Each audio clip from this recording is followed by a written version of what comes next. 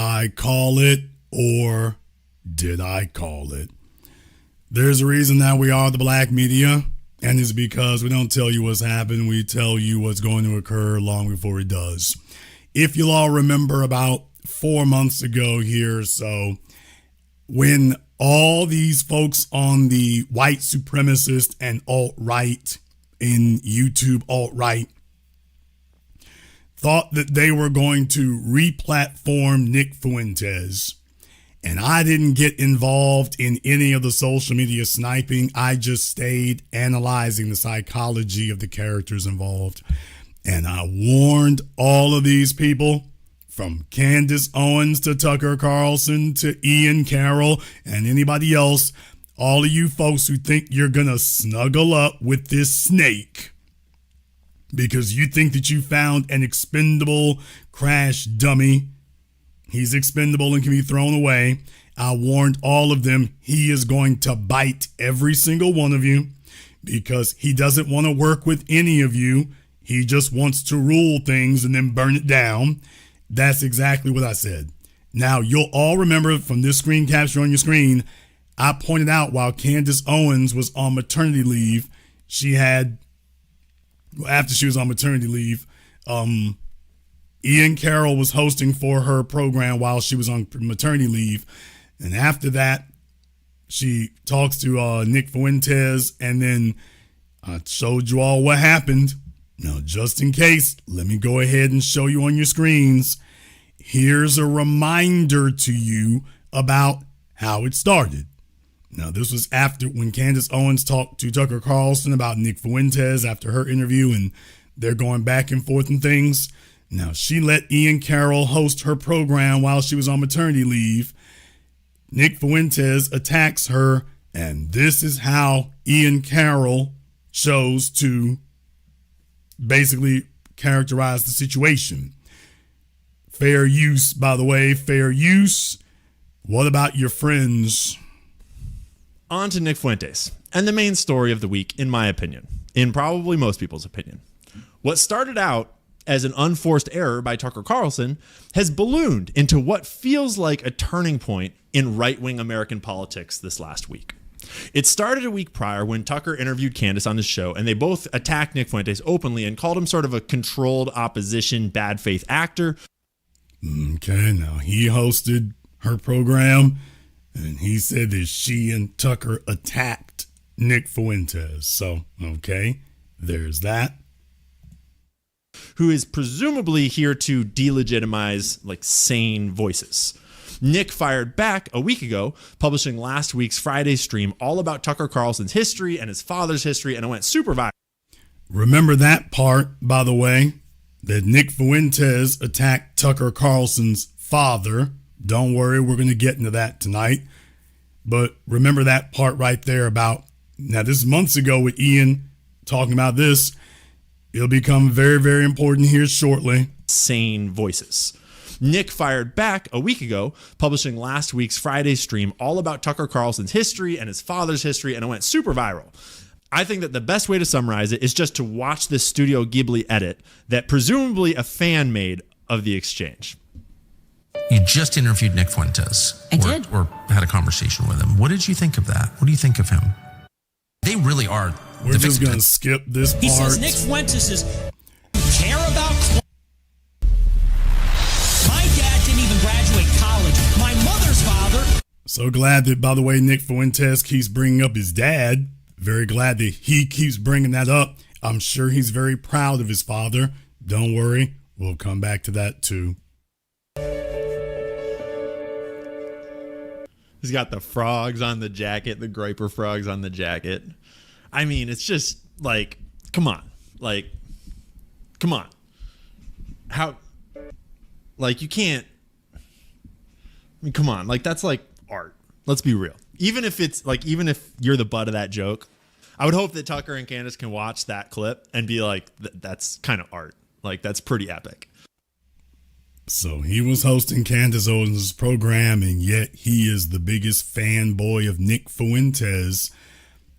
This was months ago. I already covered this, but I'm just giving you all a refresher on this for a reason. So glad to see that Ian Carroll was so eager to replatform Nick Fuentes. And that's why I showed you all that. Take a look at what his thumbnail images said. Nick Fuentes breaks containment. Nick Fuentes breaks the internet. Fuentes goes mainstream. So Ian was a super big cheerleader of trying to get Nick Fuentes, white supremacist, unapologetic, unabashed white supremacist, so determined to get Nick mainstream that he throws Candace under the bus after she opens the door for Ian. That's how eager he was to see Nick Fuentes get elevated, and look on his face. That's genuine glee and excitement. Finally, he's found a fellow white man that he can actually stand behind here.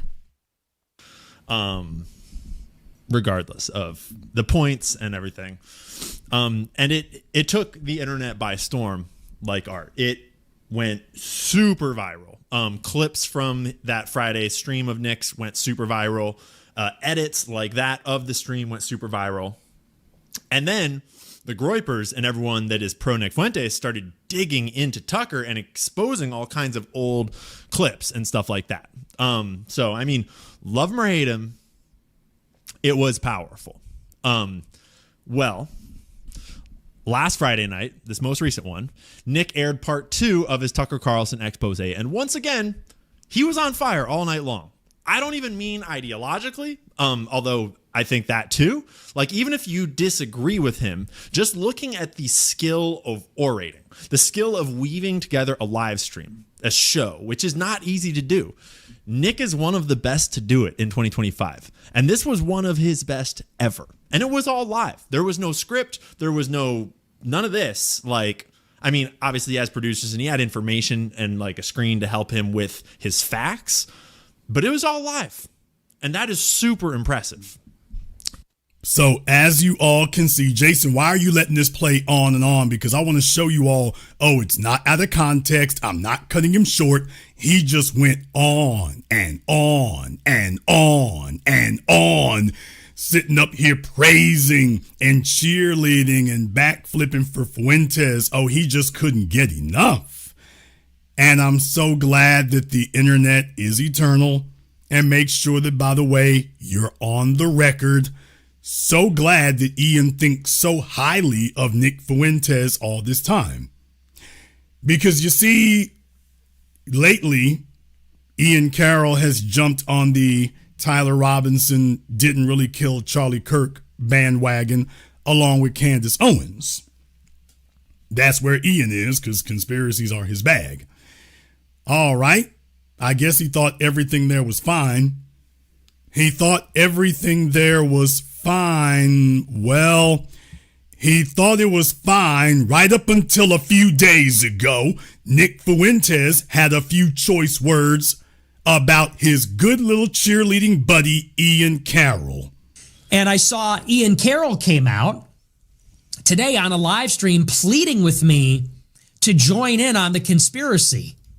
If you think that, I feel sorry for you. Because you are retarded. Damn!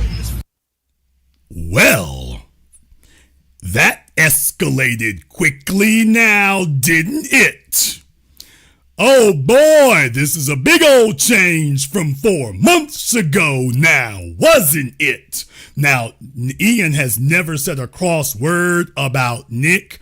He's never done nothing. Ian has done everything he can to ass kiss, snuggle up, bootlick, joyride, groupie, whatever he could do.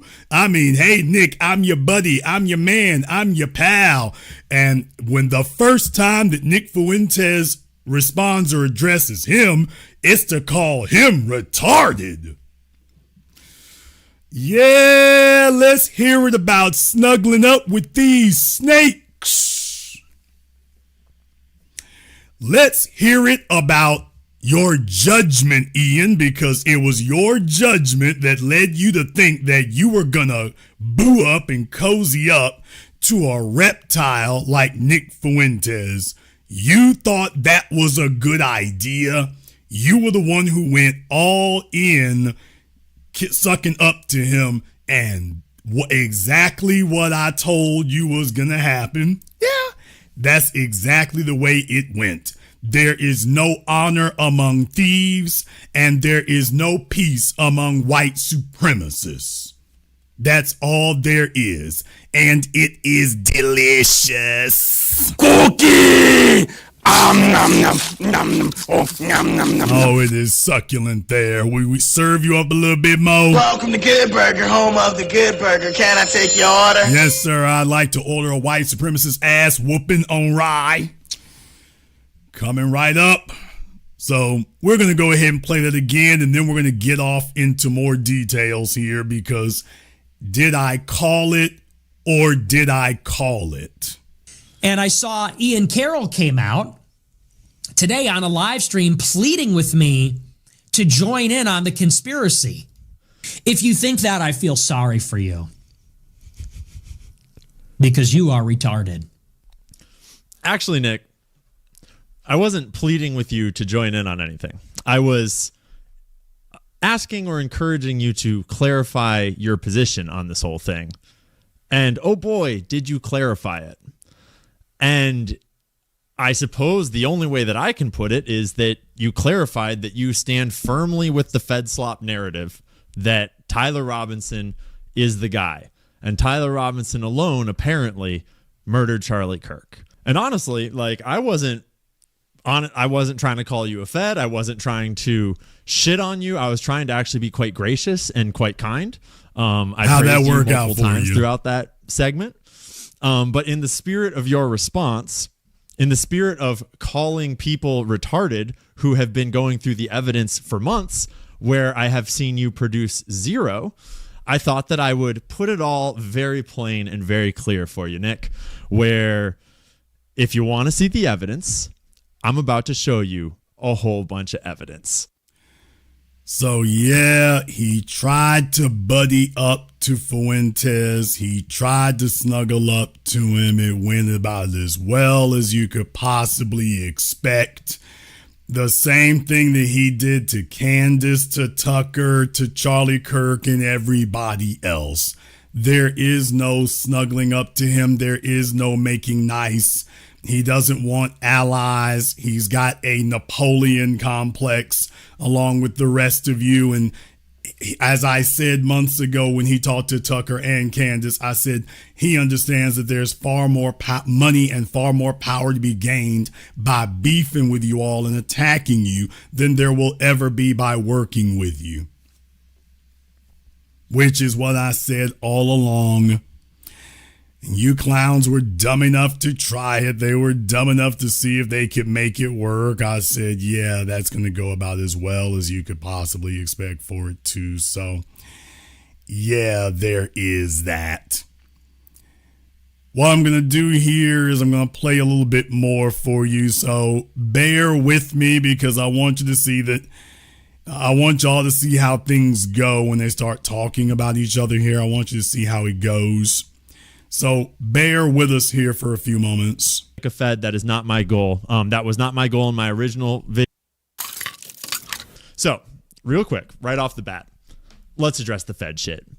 I'm not here to call Nick a Fed. That is not my goal. That was not my goal in my original video or stream. That is not the goal of this video. Y'all can make up your own mind. Personally, based on my understanding of COINTELPRO and Fed infiltration of organic spaces, I'm of the belief that you can't trust anyone. You can't trust Nick. You can't trust Tucker. You can't trust Candace. You can't trust me. You can't trust anyone except for yourself. That's all very interesting because do you all notice that all of these white supremacists online and suspected white supremacists who go around, they believe in every conspiracy theory on earth except that the federal government has targeted the descendants of the American slaves. That's the only conspiracy theory that you don't see them promoting, and that one isn't a theory. COINTELPRO is a fact, and yet you never see them parroting that one. they will sit up here and lie and make up some FBI, orchestration of January 6th when that's a lie. And yet we have the documented evidence and proof of what they did to us, and they act like that never occurred. You never see them do a whole program about that. They don't talk about Dr. King. They don't talk about Malcolm X. They don't talk about the Panthers. They don't ever connect those dots. It's only when white folk are involved. Well, okay, that one, even when they're lies and there's no proof to it. So much for Alex Jones and all these, quote, conspiracy theories. No, if it's not white supremacy, they don't believe in the theory. And God. And so it's kind of meaningless to try to call people feds unless you have like literal, clear, hard proof. And you should just operate under the assumption that everyone is a fed. And the way I see it, that's a lot like asking an AI a question. It doesn't mean fucking shit unless they can show you sources, unless they can show you where you can go to corroborate the information that they're sharing with you. So, as I always do in all of my videos, ever since I very first started on TikTok, way back, well, not that far back, let's be real, I'm just going to show you the evidence. And I'm going to show you where I'm sourcing my information from. And you can make up your own mind. Because maybe I'm a fed. Who fucking cares? Like, nothing I'm going to say is going to convince the Groypers otherwise. Nothing I'm going to say should convince you otherwise. You should just take everything with your own grains of salt and look it all up for yourself. I haven't seen Nick produce any evidence on his show at all. And I'm not saying he's retarded. I'm not saying he's not intelligent. Quite the contrary. I'm saying Nick is very intelligent. And that's why this response is really fucking weird. And that's why I made the stream that I did, because if anyone should understand what's going on with American Jews right now, American Jewish billionaires, Zionist donors, and the Jewish state right now, what's exactly going on inside of TPUSA right now, it should be Nick Fuentes. Okay, so yeah. You can tell when somebody's getting warmed up. You can tell when they're getting cranked up to go in on you, and they're trying to make it seem like they're not really trying to go in on you. That's not really what they're trying to do. But then they start easing their way into it. So what you do is just sit back and let them keep talking, and don't worry, eventually they're going to come with knives out. And the fact that Nick is shoveling the Fed slop narrative that Jack Posobiec and Benny Johnson and Tim Pool and Brandon Tatum are all shoveling is really fucking weird. Okay, so basically he's giving you the rundown of all the folks that they think are too cozy with Israel. So just understand that was not minor what he just did. That's giving all the rundown of the folks that are the social media influencers and white supremacist YouTubers and coon bootlicks that the folks on Ian Carroll and Candace Owens inside of the fence think are too cozy with Israel. So that's a veiled reference to you're too cozy with Israel now. So we all know that's a big shot across Nick Fuentes' bow. By the way, hey Nick, you sure are cozy with all these. All of a sudden, Nick Fuentes is too similar to all these pro-Israel people. Okay, so in case that was a little bit of a veiled one there. You got to know if you know, and then you get that one. But don't worry, the folks in white supremacist land, they got that one. So, if Nick wants to do it, we'll do it. Okay, that sounds like, hey, if you want to get down and get them up, we can get them up. So, yeah, folks, at this point here, this is where the gloves come off. We'll go through his response, and then we'll show him the evidence that he claims doesn't exist, or that he's never seen, or that something. And I saw Ian Carroll came out today on a live stream pleading with me to join in on the conspiracy. Wasn't pleading with you, bro. I was just asking you to clarify where you stood. And you very thoroughly clarified where you stand. Ian Carroll, the conspiracy theorist, he's making videos about the conspiracy behind Red Lobster, the conspiracy behind... So first, note that Nick is doing what the mainstream media does, where he attaches a little like Fed jacket to the start of your name. Alex Jones, the crazy conspiracy theorist. Nick Fuentes, the anti-Semitic Nazi. Boy. So, folks, Nick Fuentes basically didn't give Ian Carroll any credit whatsoever for all the cheerleading and pom-pomming that he did. He's going at Ian who hasn't said anything against him, exactly the same way he did against Candace Owens, Tucker Carlson, and any other moron ridiculous enough or stupid enough to cross his path. He didn't give Ian any credit whatsoever for all of this damn butt kissing that Ian has been doing. Just none. It meant nothing to him. He came out at Ian like he has everyone else. Boy, what a waste of ass kissing. Folks, can you imagine kissing somebody's ass this much and boosting them so much? And here you are basically acting as their publicist. And then they repay you by saying, hey, I know you. You're a retarded conspiracy theorist. Can you imagine that? You went through all that work for him. And this is how he repays you. This is how he repays it. Man, oh man, it's rough out there. Thoroughly clarified where you stand. Ian Carroll, the conspiracy theorist, he's making videos about the conspiracy behind Red Lobster, the conspiracy behind... So first, note that Nick is doing what the mainstream media does, where he attaches a little like Fed jacket to the start of your name. Alex Jones, the crazy conspiracy theorist. Nick Fuentes, the anti-Semitic Nazi. Ian Carroll, the conspiracy theorist. Actually, Nick, what you're referring to is the fact that corporations often engage in collusion, conspiracy, corruption, and all sorts of other shit. And you're referring to a really dope episode that I did when I was hosting Candace's show while she was on maternity leave, where I tied together the fact that Red Lobster had colluded with their shrimp supplier. Candace Owens, Ian, the same Candace Owens that you were sitting here telling everyone attacked Nick Fuentes. You mean that Candace Owens, or are you referring to another one, by the way? So, yeah, there's that. No, we don't want to buy your app. We really, really don't. So we'll just skip past that. But yeah, we're okay.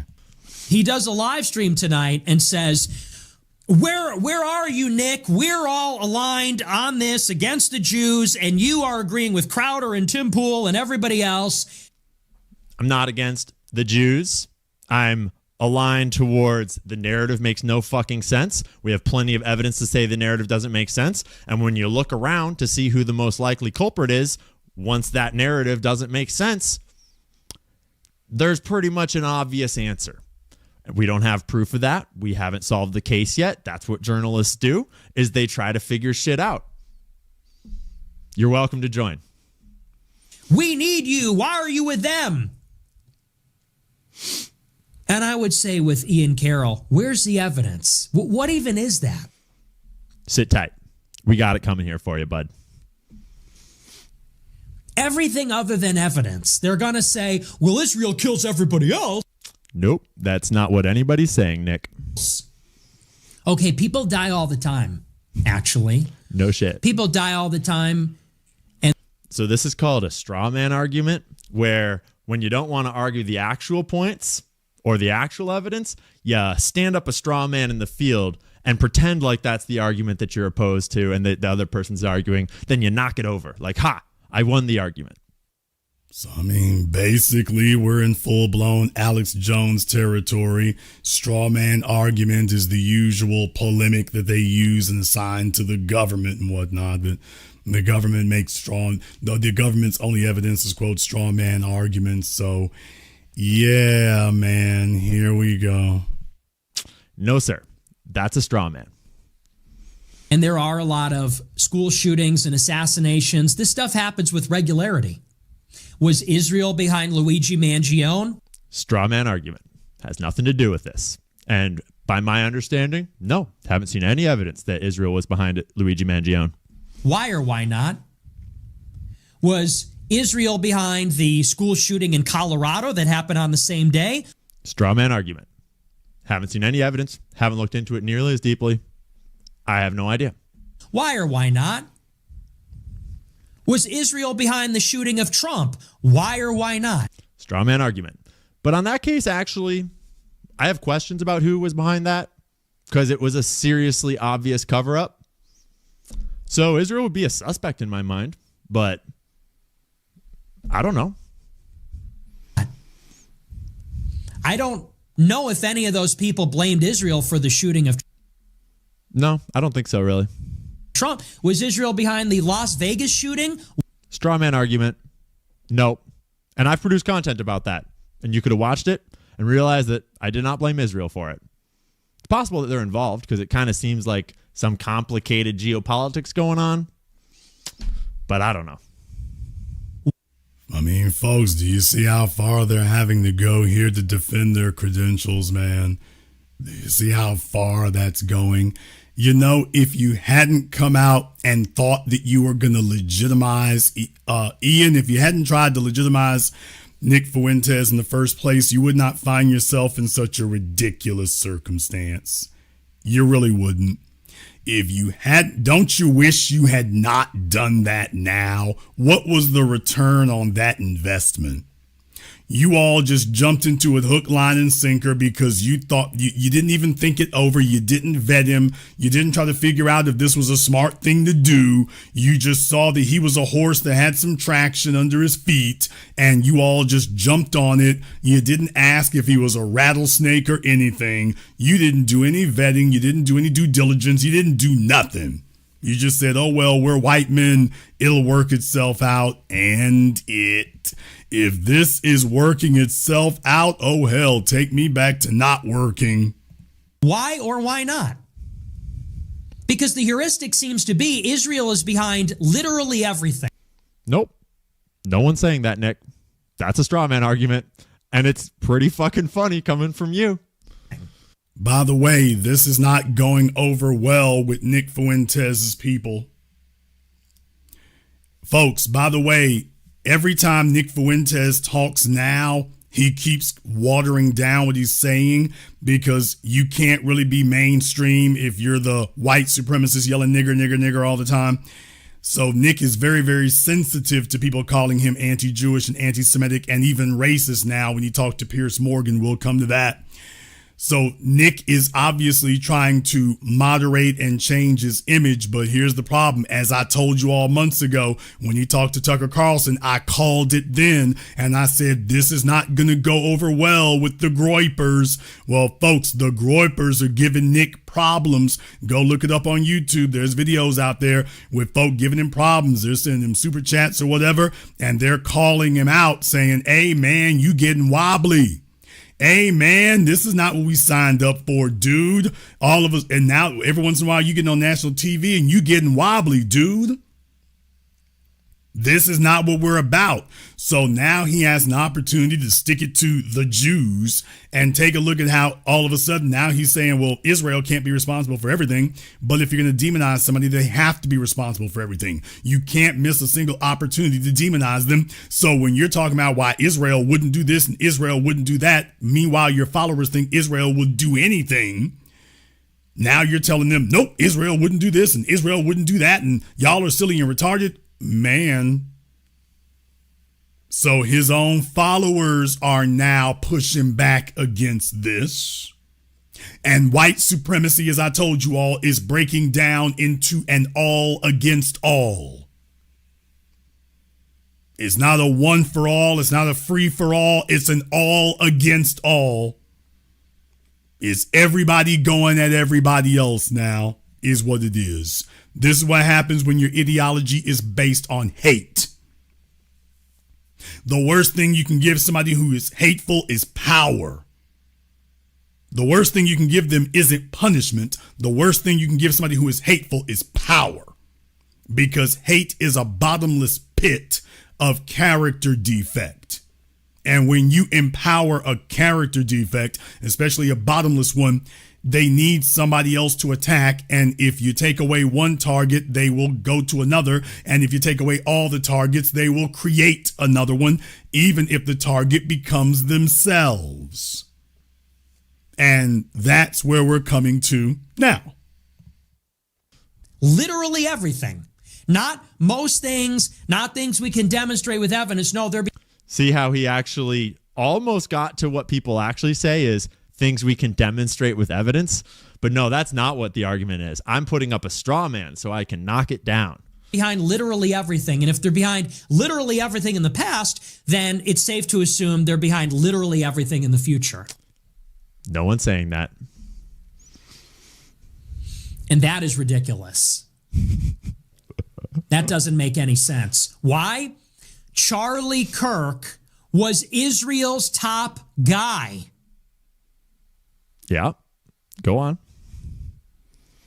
I don't know how much more clear you can make it. And here's a perfect example. Hey, Ian Carroll. Actually, real quick, before we get to his Max Nordau talking points, let's review something. Charlie Kirk was Israel's top guy. And then we got a leak coming out of Harrison Smith saying, I'm not going to name names, but I was told by someone close to Charlie Kirk that Charlie thinks Israel will...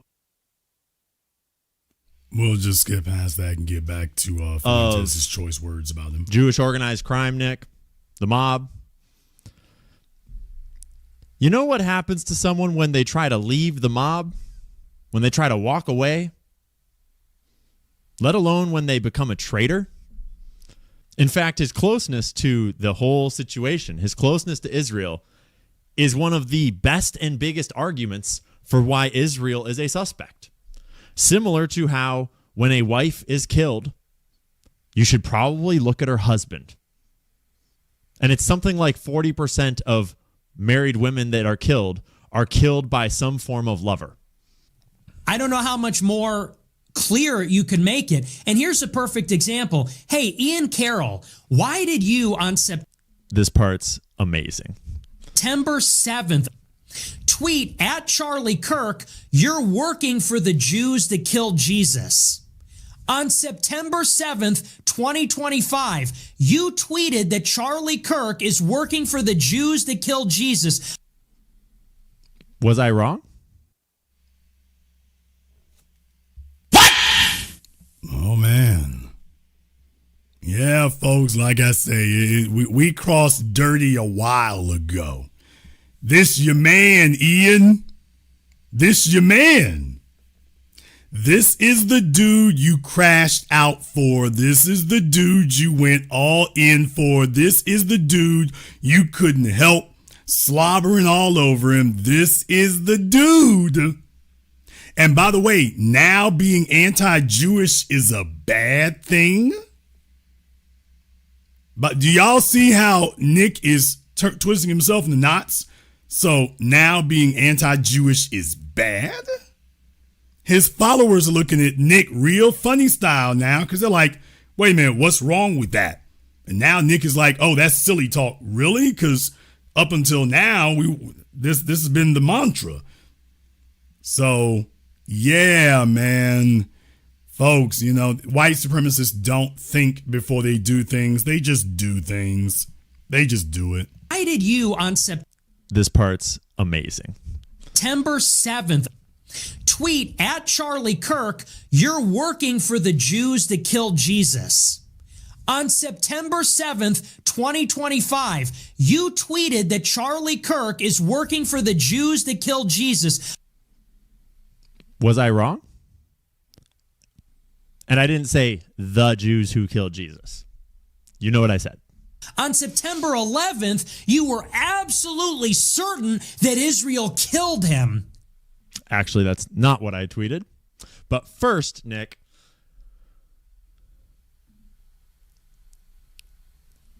isn't it kind of weird that you're using a Max Nordau and Yossi Gestinter and Leo Terrell talking point?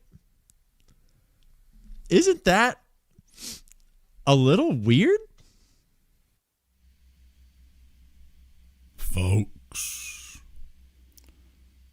Folks, okay. All right, Ian, we see what you're doing here, Ian. Ian, we We see what you doing. You're doing it again, Ian. Why this is so different from the way you were talking a few months ago. The Ian Carroll of a few months ago wasn't making veiled accusations that maybe Nick is a little bit too cozy with certain types of folk. Now, all of a sudden, y'all beefing, and all of a sudden, Nick Fuentes is not sufficiently anti. Yeah, boy, that changed fast, didn't it? Listen, Ian, this ain't gonna work. It's not gonna work. If you were gonna down him, the time to do it was months ago. You can't tell everybody that he is the best damn thing ever, and then after he crosses you, all of a sudden he's suspect. If he wasn't suspect months ago, when all of us were saying that he was a terrible person, you were sitting up here talking about he's exactly what the culture needs. Okay, well, dude, you don't get to do that now. You are one of the people who declared that he broke containment. Now you're going to try to put him back in containment again? It don't work that way.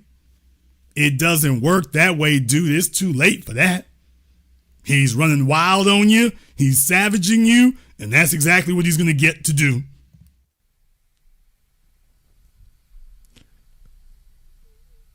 I think that's a little weird, Nick. But let's look at what I actually tweeted. Yesterday was a turning point for Israel-U.S. relations. Less than 24 hours and the internet already figured out who the most likely culprit is. The most likely culprit. Sorry, I said was. He was their friend. He basically dedicated his life to them, and they murdered him in front of his family. Israel just shot themselves. And Nick, I don't think I need to educate you about being a little bombastic on the internet. So what are you saying, Ian? It was a joke? Yeah, y'all have gotten real old with that it's a joke thing, or you were just being hyperbolic, or y'all, that's gotten real old and played out. That really, really has. So as you all see, even amongst themselves, when they get called out for things, all of a sudden they start claiming they didn't really mean it like that. And yeah, so there's that. And I stand by this tweet. Because he was this close to telling the truth, and he died for it. So what changed in those 4 days exactly? What changed in those 4 days, Nick? No one said irrefutable proof, but I'll let you finish your sentence. Turk is working for the Jews that killed Jesus. On September 11th, the day after he was killed, you were certain, beyond a shadow of a doubt, that Israel... That's actually not what I said. ...killed him to silence him. How does that even happen? Before we had a suspect... Actually, Nick, we'd already had two suspects, if you recall. One of them was this guy. Shoot me! Shoot me! Was that you? We don't know if it's him or not.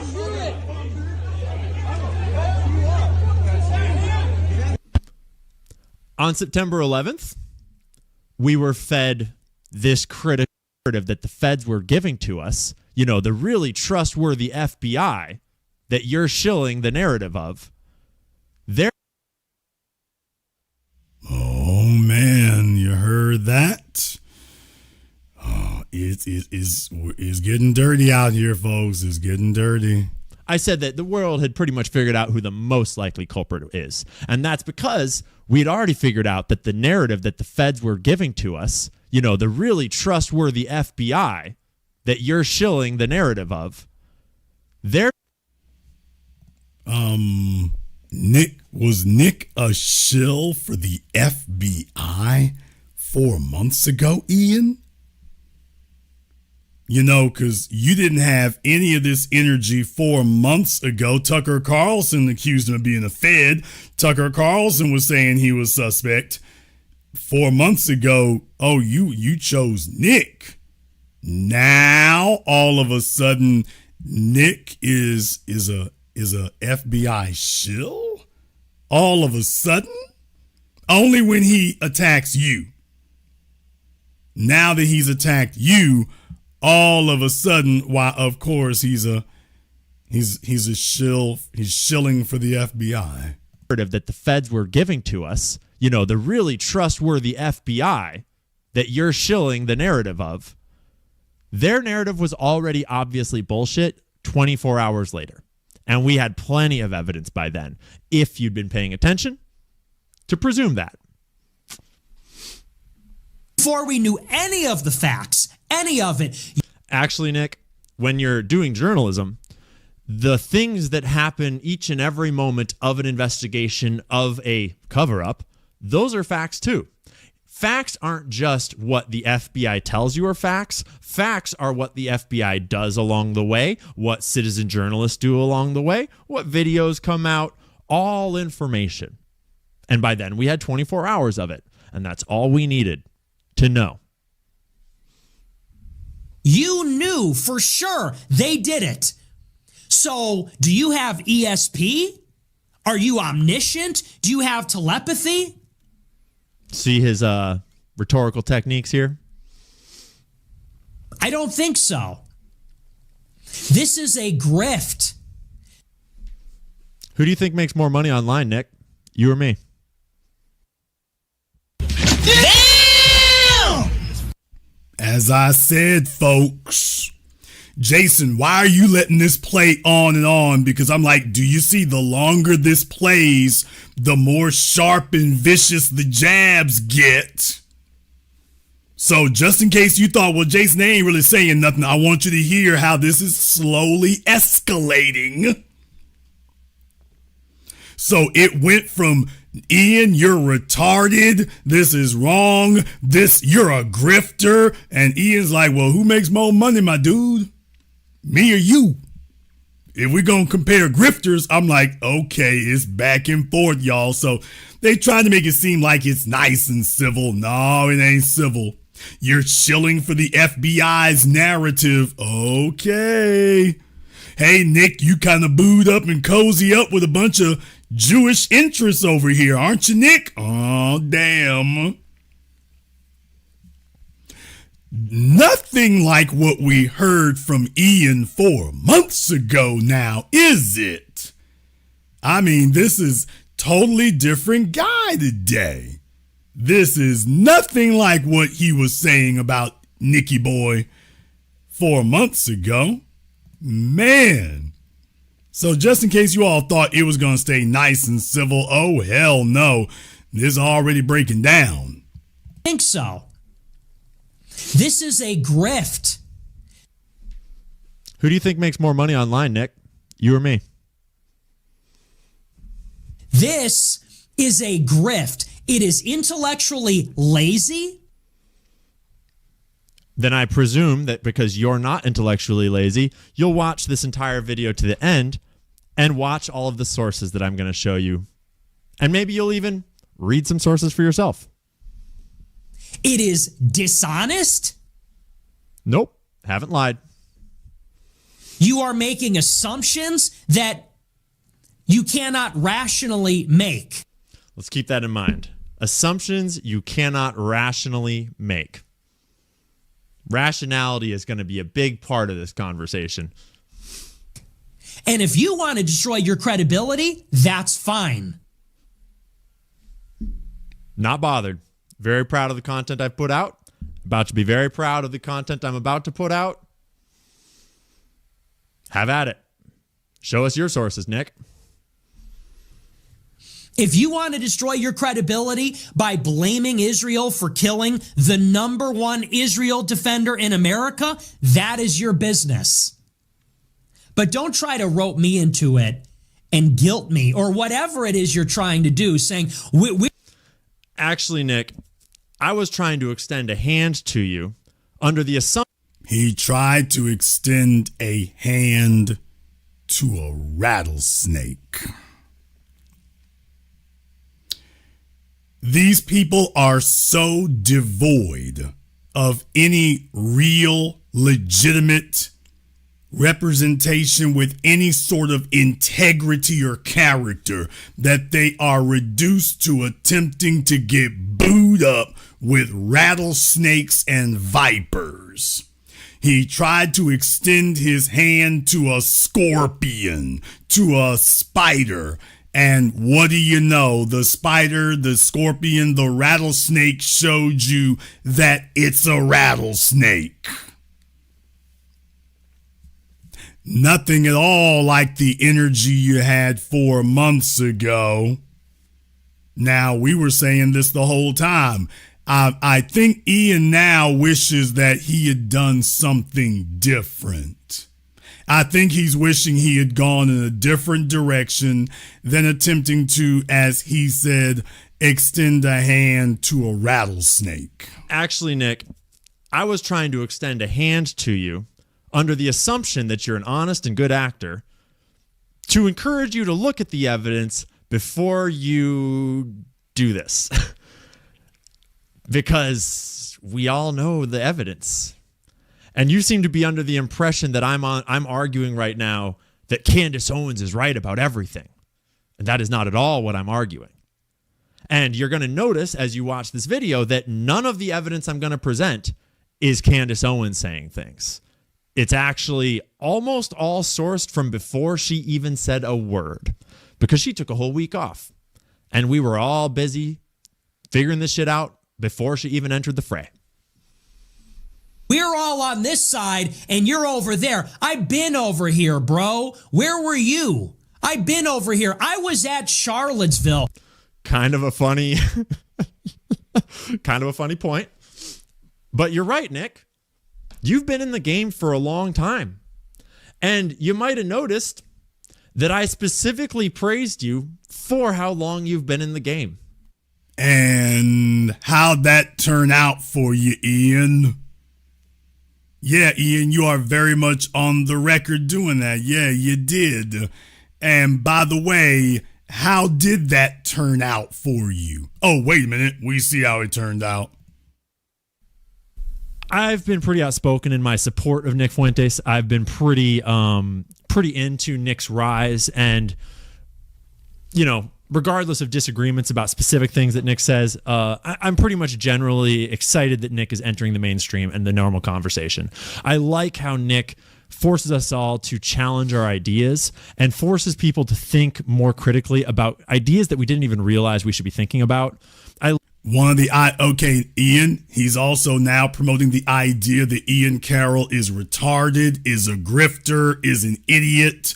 He's now introducing and opening our minds to that idea too, Ian. So very glad that you let everyone know that you're glad that he does that, because he's got a few new choice notions that he would like to enter into the national consciousness. I like that his ideas are controversial. I like that they're complicated and they're backed up by a intense intellect. Okay, so when he calls you retarded and a grifter, that idea is backed up by quote unquote an intense intellect. So very glad that you clarified that right before Nick decided to go in on you. And I like that he has the backstory of 10 years of hard work to make it happen. There's a lot of things I like about Nick. And obviously the thing that most of us like the most about Nick is his stance on Israel. I need to kind of amend that statement now that you've made a more complete one. We really admire and like, at least I really admire and like, the intense intellect you apply to your opinions usually. Except this one is a glaring departure from that norm, Nick. And it's kind of awkward. And that's why I'm saying this. Because it's really fucking weird, dude. It's really weird. And I know I'm not the only one that is noticing. Lest I remind you, where were you in 2017? Were you at Burning Man? Sorry, were you in some commune in Portland? I was at Charlottesville in 2017. I love this part. I'll tell you where I was in 2017 in just a second. And Nick's not super far off the mark. Wow, that was a rather unkind thing to say. Basically, Nick's like, hey, I was in the trenches. Where were you? At a frat party? So this is your man's, Ian. This your man's. Remember? Oh, he's great and wonderful and excellent intellect. This your man's telling you ain't got no status, you ain't got no stripes. This your man. Oh, hell, y'all. It's treacherous out here. Which I think is hilarious. He goes, we're all over here fighting the good fight. You and who? Real quick. Let's just remember. You can be based, you can be cool, you can be red pill distributing for generations as far as I'm concerned, and you can make one wrong handshake, one wrong mistake, and sell your soul. And I'm not suggesting that Nick has shook the BB hand, so to speak. That's not what I'm suggesting. I'm just pointing out that plenty of based motherfuckers have fallen off. And just because you've been here for 10 years doesn't mean you get a free pass on telling everyone what we're supposed to feel about Israel, Zionism, Jews, Charlie Kirk, etc. Damn! Oh, boy. You let them keep talking, and now they start pulling out the knives and slashing at people's credibility on Israel. And I don't give a damn how long you've been out here in these streets, Nick. That's interesting because 4 months ago, that did matter to you, Ian. Now, all of a sudden, I don't give a damn how long you've been out here in these streets. That don't mean a damn thing to the New Jacks. Okay. People, you can't go out of your way and go overboard to give somebody tons of credibility and then think you're going to jump up on a random Tuesday because they made a diss track on you and all of a sudden you're going to pull their credibility, dude. It don't work that way. The only thing he did was attack you. He didn't. Now you're going to try to dissect him and dismantle him? Dude, you should have been doing that months ago. The time for you to have a different position and different principles was 4 months ago. When you were kissing his ass. That was the time to do it. Back when you were desperate for a mascot and you thought that you could come up in the social media algorithm with it. So, dude, it's too late for you to sit up here and try to tell everybody, man, he ain't legit, y'all. Nick ain't legit. He was legit enough for you 4 months ago. He was legit 4 months ago. Now, all of a sudden, you're trying to destroy his credibility and undermine his credibility. That's not going to work.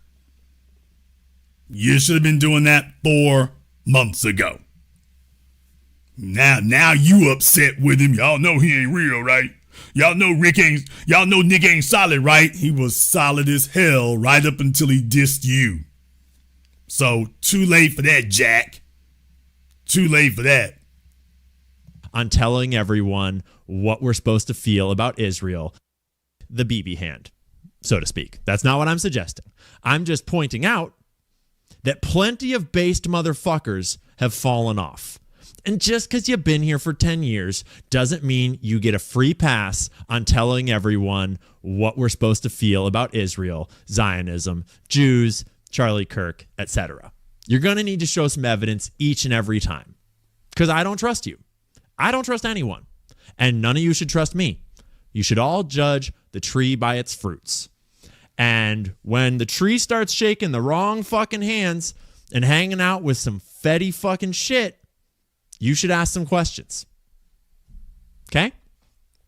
Now, as for where I was in 2017, Nick is going to love this part, but none of you should trust me. You should all judge the tree by its fruits. And when the tree starts shaking the wrong fucking hands and hanging out with some fetty fucking shit, you should ask some questions. What you trying to say, Ian? What are you trying to say? They're doing some fetty stuff. They're doing some fetty wop. What? What are you saying there, Ian? What are you trying to say? Just come on out with it. Okay? Now, as for where I was in 2017, Nick is going to love this part, but I'll tell you.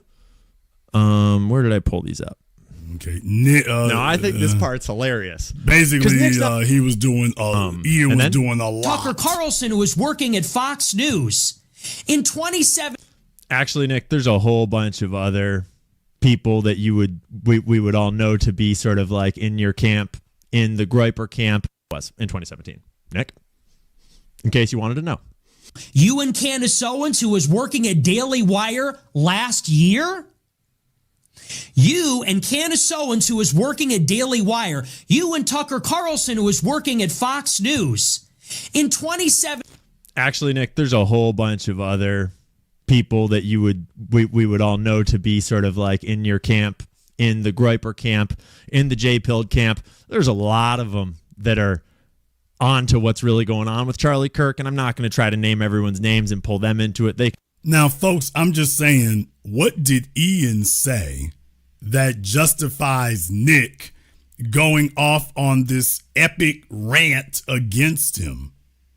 Like, Ian didn't even say anything. It's not like Ian was sitting up here going in on Nick and Nick is responding, going in on Ian. Ian didn't say nothing. Nick is just like, it's Tuesday, I'm going in on Ian. Take a look at how long Nick Fuentes is going on and on and on and on. Ian didn't say or do anything to justify all of this vitriol.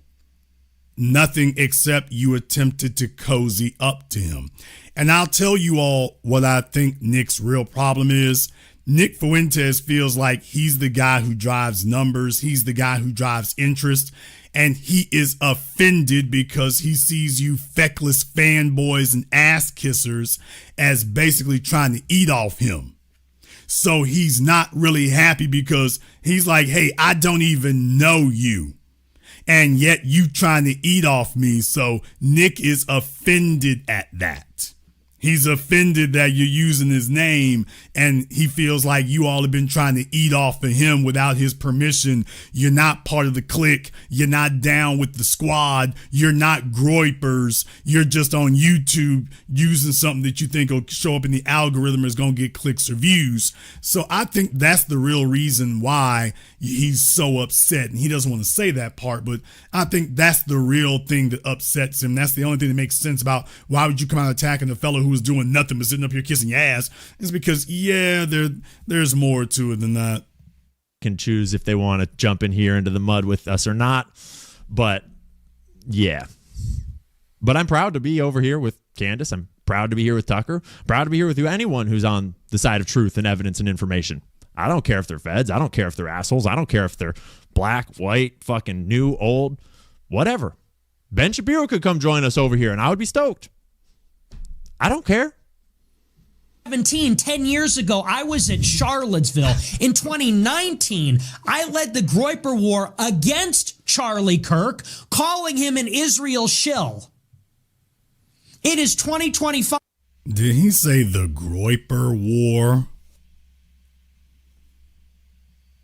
Did he say the Groyper War? Than evidence and information. I don't care if they're feds. I don't care if they're assholes. I don't care if they're black, white, fucking new, old, whatever. Ben Shapiro could come join us over here and I would be stoked. I don't care. 10 years ago, I was at Charlottesville.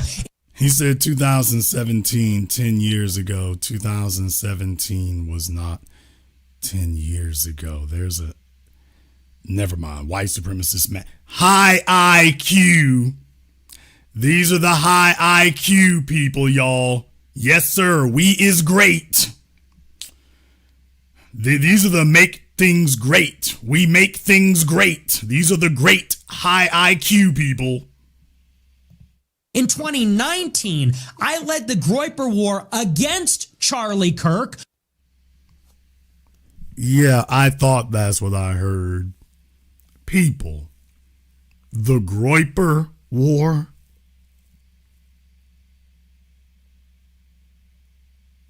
People didn't call the Kendrick Lamar Drake beef a war. They didn't call the Death Row Records, Bad Boy Records beef a war, and people died. With Kendrick Lamar and Drake, people got shot at and allegedly got shot. Nobody died. Death Row Records and Bad Boy, people got killed. And no one called that a war. They called it the East Coast, West Coast beef. And people got killed. Folks, how many people got shot during the Great Groyper War? If I Google how many people got killed during the Groyper War, how many bodies do you think gonna show up, y'all? We got incidents over here where there are bodies. I mean, we got dead folk in tombstones, and we didn't call that a war. He's talking about he led a war, and I'm like, okay, where are the bodies? Who got shot? Where are the casualties of war?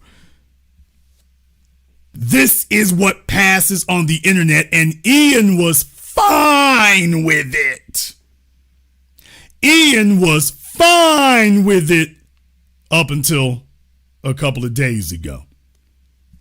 I mean, literally, as if Nick Fuentes is damn me Douglas MacArthur. He led the Groyper War. You led it where? You led it on the Twitter feed. He led the Groyper War, like he was, Grant. Ulysses Grant at Richmond or something. He led the Groyper War. People, this is ridiculous. Y'all thought,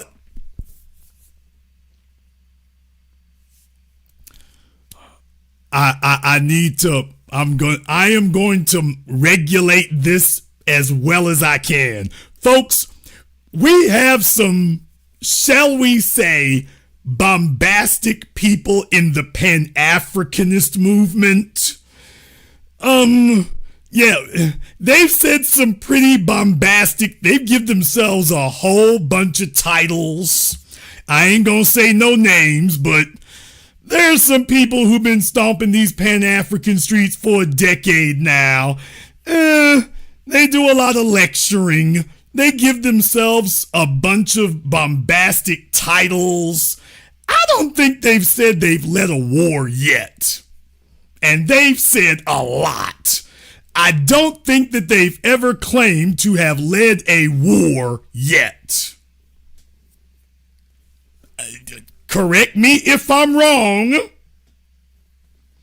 I might be wrong. I might be mistaken. And they've said a lot. I mean, they said a lot. Oh, I'll be the first one to lay down. No, yeah, they said. I don't think they've called themselves a general. Although I know some folks who have called themselves generals, but at least they didn't say they led anybody into battle. They didn't say they led a war. I mean, they might have called themselves general, but they did not claim that they took part in armed conflict. So I'm just like, you thought some of the folk we know are bombastic. We ain't seen nothing. I don't think any of them would have said this. This is a guy who can't even get a bank account. Let's not talk about folk who can't get bank accounts and things. I'll just bring up bad memories. But I'm just saying, folks, you might have your criticisms about some of these people, but you can't name a one of them sat up here and called themselves, I led the wars.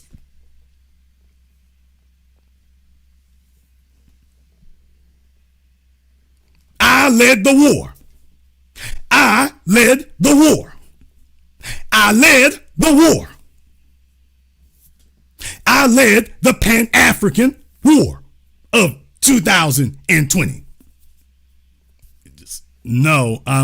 Whatever your criticisms might be, these folk didn't say nothing like that. So, no, we have yet to find anybody on this side of the tracks who is this damn bad, okay?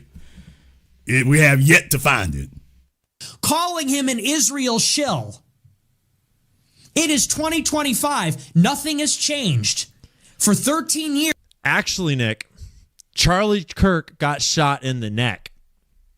Actually, Nick, a few things have changed. X got purchased by Elon. Think of that what you will. You got let back on X. You started going all the mainstream podcasts. All sorts of things have changed, actually, Nick. And that's kind of why we're having this conversation, isn't it? Years from the time Charlie founded Turning Point until today, that organization was owned by Israel and served. This part is amazing because Nick starts actually making my points for me without really realizing it. Served Israel, and everyone knows that. In June of this year, Charlie texted Dinesh D'Souza and said, Nick Fuentes is vermin. We've been fighting him for 6 years. He's anti-Semitic. In August, he said, I'm anti-Semitic garbage. And I mean, do you consider yourself an anti-Semite, a noted anti-Semite? no. Okay. I guess Charlie got that one wrong. I need to be censored, and he would never debate me. That was in August. People want to point out, oh, well, he was leaning in the other direction. He wasn't leaning in the other direction. He wasn't leaning in the other direction. Jewish donors play into all the stereotypes. I cannot and will not be bullied like this, leaving me no choice but to leave the pro-Israel cause.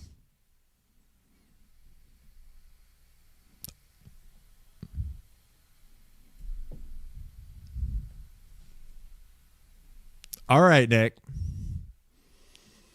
His right-hand man, Andrew Colvin, I love this part. comes from Salem Media. We know. Andrew Colvett, you know, the one that... Okay, I could keep going here, but we've been going on for an hour here, so I wanted to let you all know, if you thought that the right-wing civil war, all these folks who thought Nick Fuentes was the perfect weapon, shout out Jeff Speakman, if y'all have never seen the movie Perfect Weapon, shout out Jeff Speakman. Yeah, all these people who thought that Nick Fuentes was going to be the perfect weapon, that they were going to use him, that he was expendable, they could use him like a battering ram and he was going to destroy all their enemies. And yeah, he would eventually get, delegitimized and taken out, but he would move the ball forward and he was going to shift the, quote, Overton window of white supremacy and make white supremacy mainstream, which is what they really mean by Fuentes. White supremacy goes mainstream. Yeah. Folks, listen to me.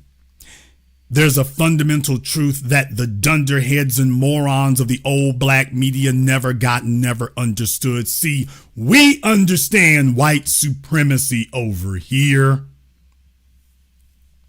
Over here, we understand white supremacy.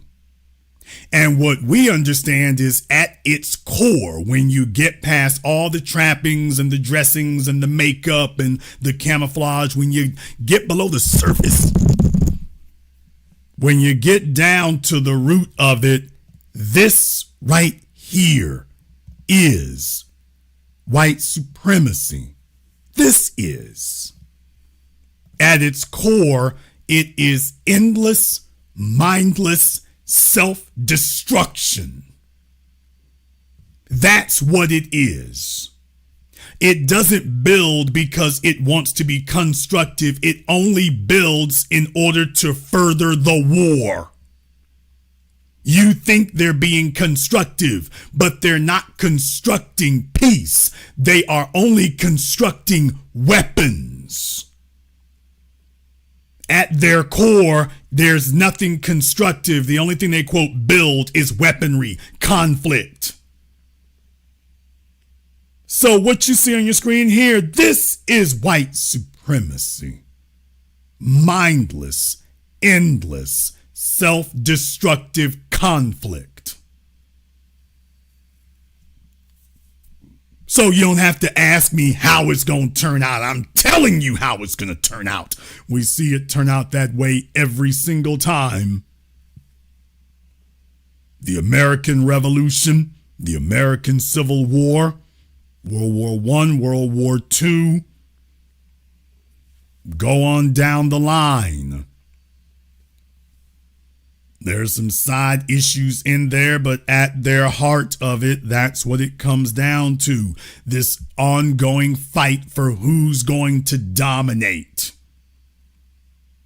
Who's going to dominate the others? This is white supremacy right here. Not a black person in the room, and yet the fight over race.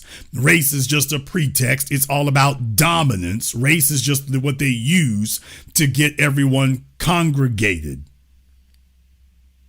But right here is what it is. The war goes on, and there's not a single black person in the room.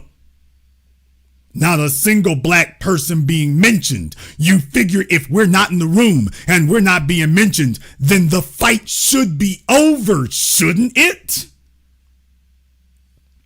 People, if we're nowhere around, shouldn't the fighting have stopped? Shouldn't the fight be over? Because they told you that we were the problem and we were the issue. Well, if we're the problem and we're the issue, then if we're not in the room, then shouldn't the damn fight be done? And yet it isn't. They're at each other's throats even more. And when you understand that this is what white supremacy is, then you don't get deceived about what they're actually fighting over or what they're fighting for.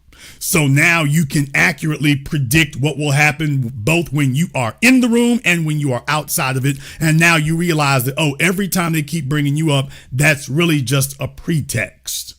You are the most effective vector that they can use in order to facilitate unity for them.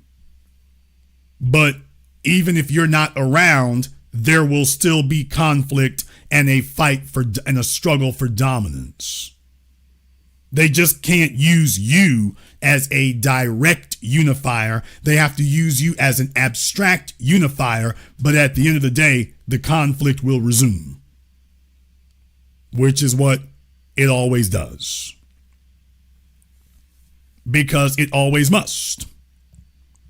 Now, along with everything else, there was Nick Fuentes. He went on Piers Morgan. As I said before, Piers Morgan was pretending like he was, really fretting over whether or not he should bring on Nick Fuentes. The fact that he even mentioned Nick Fuentes and talked about bringing him on, that I told you all weeks and weeks ago that he's gonna have Nick Fuentes on, and well, once again did I call it. So he brought on Nick Fuentes, but I've got to say, in all candor, if I'm gonna be totally honest, Piers Morgan really probably gave the most in-depth, devastating interview ever. He's not one of these YouTube ass kissers, not one of these white supremacists on YouTube. He's a white supremacist somewhere else, not on YouTube. So he didn't bring Nick on for that reason. He actually really grilled him. He really broke it down, to be totally honest. You figured he would have been like Tucker Carlson light. Nope. He didn't do that. Now, he didn't do as well as I would have done, but certainly for what he was, it was a bad interview for Nick. It wasn't good. It was bad. It was awful. And it went off the rails at the very beginning. Nick Fuentes was on the run from the very start. Piers Morgan brings up a story that Nick Fuentes himself told about his own father, Bill Fuentes. This was a story that Nick Fuentes brought up, and take a look at how Nick Fuentes responded. From Ireland and Italy, one from Mexico. They came from Europe. They came from a society where we call that immigration. What this is coming from Europe. I have no problem with that. If we have 10% of them coming from Mexico or Latin America, maybe that's reasonable, but that's not what it is now. Now you've got 10 million illegals in 4 years under Joe Biden. So this was basically Nick's response when Pierce had told him, by the way, aren't you half Mexican? aren't you part Mexican? So, and Pierce said that was being biracial, and Nick said Hispanic's not a race. So Nick has been listening to us, all right, but that was the best he could do there. So I'm just letting you know that's what happened at that part of it. But then it goes on a little bit further here about his father. It's a product of their environment. And I was reading some stuff about you in the last few days. There was an episode of your podcast where you talked about your father, Bill Fuentes, and how he wouldn't take the family, including you, to certain restaurants because he believed they were associated with African Americans. We would be deciding where to go to eat, you said. What are we going to do for dinner tonight? It was a running joke. Me and my sister would say Applebee's, and my dad would say we would never eat at Applebee's. Not in a million years should you be caught dead, Fuentes said about Applebee's.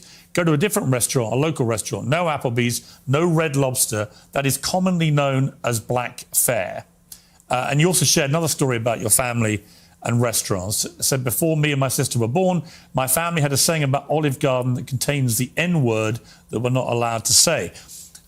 So my question, based on that anecdote that you say on your own podcast, is do you think you grew up in a racist environment, that your father was inherently racist, and that thought process moved to you? Well, I would say it's a new low. I've been attacked for being a racist many times, but to attack my father, to attack my parents based on anecdotes, I would say that's sort of a new low. Hang on, it's your anecdote. Yeah, but he's not here to defend himself. You are. And my parents are. You told the story. And I will. And I'll I'm not trying to ambush you. As I said. Well, now remember, I told you all to remember this. Ian Carroll told you before about how Nick Fuentes attacked Tucker Carlson's father. Remember, Nick Fuentes said Tucker Carlson's father was CIA and he had no problem attacking Tucker Carlson's father. And he went on for weeks doing that. Tucker Carlson's father is not here to defend himself. So Nick Fuentes had no problem attacking people's fathers. Well, that wasn't, first of all, Pierce did not attack his father. He's asking a question about a story that Nick told about his father. So he's asking Nick about Nick's insights about how he was raised based on a story that Nick volunteered about himself.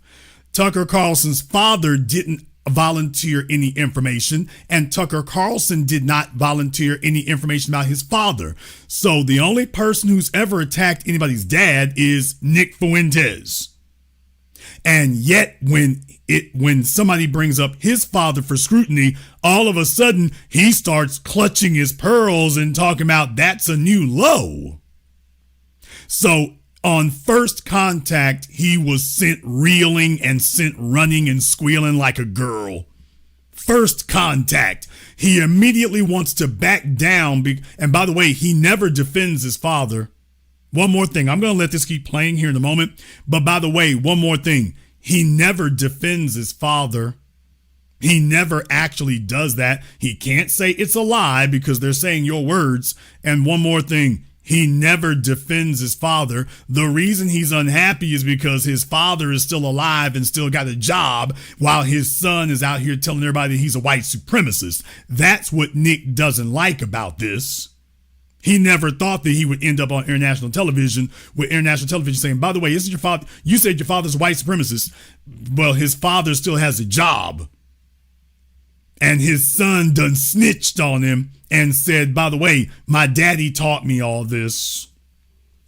So that's, if you want to know what Nick is really upset about, why he responded in such a weird, contradictory way, it's because his dad is still, he was worried about his father, talking about that he's got a job. My sister were born, my family had a saying about Olive Garden that contains the N-word that we're not allowed to say. So my question, based on that anecdote that you say on your own podcast, is do you think you grew up in a racist environment, that your father was inherently racist, and that thought process moved to you? Well, I would say it's a new low. I've been attacked for being a racist many times, but to attack my father, to attack my parents based on anecdotes, I would say that's sort of a new low. Hang on, it's your anecdote. Yeah, but he's not here to defend himself. You are. And my parents are. You told the story. And I will. And I'll I'm not trying to ambush you. As I said at the start, Nick, to be clear. No, it's not an ambush. Nick, to be clear, I think I'm everybody not understands. ambushing you. I'm literally reading an anecdote that you revealed on your podcast. It's you that's put it in the public domain. I know. I'm simply asking you whether my assessment of that, which is that your father didn't want to take you to certain restaurants because of what you refer to as, they were commonly known as black fare, whether that attitude to African Americans in that instance permeated to you. It's a reasonable question. Yeah, no, like I said, I think everybody knows what that is, but I'll address it. I'll engage with it, and I'll defend my father from the charge of racism. Sure. No, my parents are not racist, and they've never been racist. I'll tell you about my parents. They used to have a school in Chicago in the South Loop. Okay, y'all. Just like Governor George Wallace, he's going to give you the "we were real good to black folks" speech here, people. Here's Nick Fuentes trying to tell you all how good his family was to black folk. Where they instructed people on how to shoot firearms. It was a security school, and most of the clients were black. And I believe actually one of their clients was Larry Hoover's son at one point, sort of a funny story. And so most of their clients would come in from the south side of Chicago. My grandmother, she grew up in the projects in the city. And so my family being in Chicago, being ethnics, being Italian, Irish, Mexican in the west side on Taylor Street, all over the city. My family for many generations have lived near and around black people. And look, my views about black people and their views about black people are shaped with experiences with black people. And what they will tell you, what my parents would say if they were here, is that for many, many years, the older generations of black people were very respectful, very humble, very decent. And how did you treat them?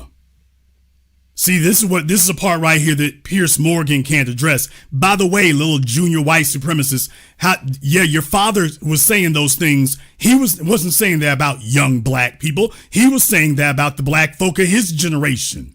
So yeah, you're saying all those accolades. Yeah, and your father still said those things. Your father didn't become a white supremacist because of a bunch of millennials. Your daddy didn't become a white supremacist after he met millennials. He was saying this your entire life. So the very black folk you talking about right now, allegedly, those are the ones that your daddy was referring to. How did your father treat those very nice, very decent, very polite black folk? How did he treat them, by the way? Take a look at his son. That's how he treated them. But of course, Piers Morgan couldn't do that. So as I say, you want to know where the interview was lacking? This is the part where it would have been lacking, because I would have smacked that down right then. In fact, my grandma used to have an anecdote. She grew up in a lot of dysfunction. Her mother was mentally ill, and they would be having dinner in the projects, and there'd be so much chaos and dysfunction and disagreement and fighting. And she would look across the way out the window at a black family in the other apartment, and they'd be holding hands around the table saying grace. Oh, okay. So you come from a dysfunctional family is what you're saying there, Nick. So folks, the more he talks, the more you see where it really comes from, by the way. Yeah, projects. But in any case, yeah, the more he talks, the more you see what was really going on. You think you're going to make peace with somebody like him? Hey, Ian Carroll, if you feel ultra stupid right now, and you do, by the way, yeah, you thought you were going to make peace with somebody like that when he's telling you what's in the damn family psychology and psyche. Yeah, and yet you thought you were going to do that anyway. And this is sort of the culture that used to prevail. But now what you have in the city is that there's no accountability for the black people. And now Chicago has become a complete dump because these teenagers go out and they take over the city. They call them teen takeovers. Didn't I just do this program last week? You want to talk about lack of accountability? You want to discuss no accountability? Because I'll do that one with you, Jack. No accountability, not decent. Street takeover. I'll take that. I'll take a piece of that action. Anytime you want to put this one up on the scoreboard, I'll be ready to do that. I got no problem coming up on that one. Anytime you want to do that. That's the euphemism for it. They're teenagers, but they all come from the same neighborhood. They drive up. By the way, the street takeover thing, that's a bunch of Latinos, people. Go on YouTube. All over California, Texas, Colorado, street takeover. That ain't black folk. That's a bunch of Latinos. You can go on YouTube and see that one. Of course, you all already know that. Y'all already know that. So this is one of those situations where, once again, Pierce doesn't know this. So white supremacists are liars. Pierce doesn't know any of this. So it's impossible for Pierce to fight back against this because he doesn't know. If he does know, he didn't say anything. But yeah, for those of us who do know, it's like, dude, if you don't quit lying. Now, the only way he would have been able to get away with this in front of a black person is if that was Myron Gaines. So if you have professional ass kissers there, but in the real world, this doesn't go anywhere. Up there, and they mug people and attack people, and they destroy cars and destroy shops. We had the Festival of Lights a couple of weeks ago. It's supposed to be a family event, and they light up the trees, and there's a big parade. I was in the parade one year, and you had a bunch of black people. We had white supremacists in the parade. All right. They're shooting each other. 7 people shot, a 14-year-old killed in the Magnificent Mile. And I know there's a lot of black people that feel the same way about this. They say, we've lost control of the city and we're looking for accountability. We have a lot of black people that are always outraged about racism, outraged about attitudes from white people, but they're never ashamed of some of these behaviors. Never. Well, that's interesting, Nick, because you always hear white people who say that they are unhappy about racism and ashamed about racism, and yet what are they doing about it, Nick? Because if you're black and you mistreat a white person, you gonna get dealt with. If you are black and you mistreat a white person, you will get dealt with quickly. The media gonna jump on you, the court's gonna jump on you, the job's gonna jump on you. You mistreat a white person and they will descend on you. So if you want to talk about folks getting privileged and out of control, once again, I'll be glad to go in on that one with you. It won't take very long to disprove you. We're ashamed of some of the things that go on. And that's why I think there's a lot of negative attitudes these days.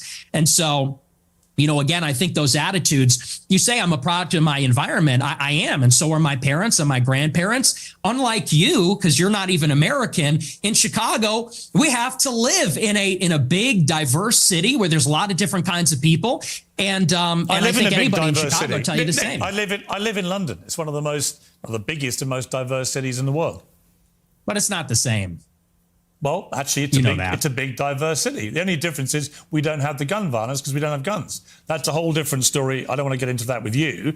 I have got into that before in America. You got a knife problem. You got sword problems. We have problems with Aladdin. We have problems with violent crime.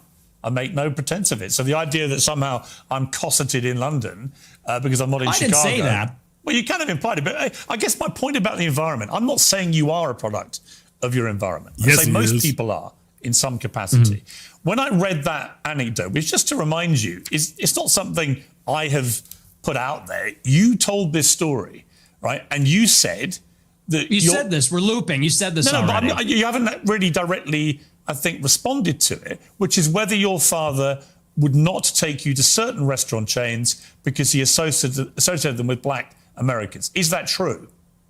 No. Well. See here, if you're in America, you would say that Olive Garden is not real Italian food. Applebee's, TGI Fridays, this stuff is a load of crap. My dad was just a food snob, but no, it's got nothing to do with that. My best friend in first grade was a black guy. We're not. What?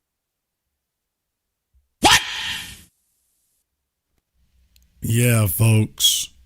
So much, every white supremacist trope from Archie Bunker. Yet Nick Fuentes, my best friend in first grade, as if you get credit for that.